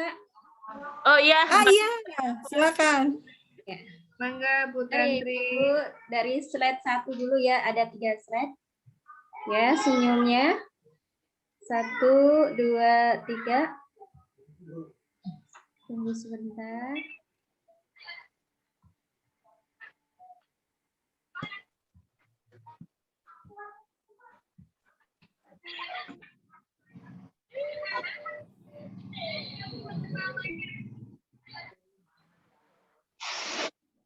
Slide kedua ya Bu.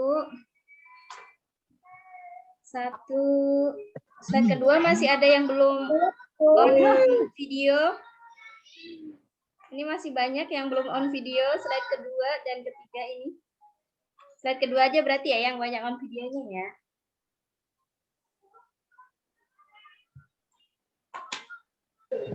Sebentar.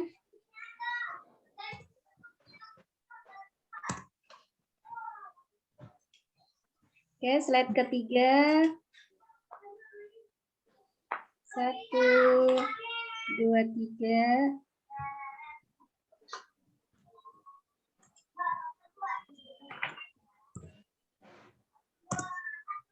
Sudah, Ibu. Terima kasih Bu Tantri.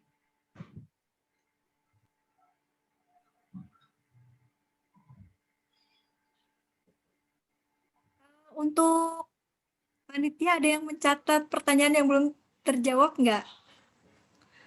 Biar nanti mungkin bisa ditanyakan ke Bu Dokter.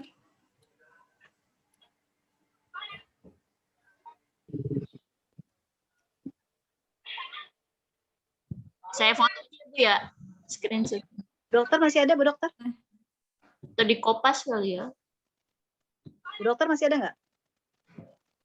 Dokter mana nih? Udah live ya? Oh, udah. Baik. Makasih Ibu semua.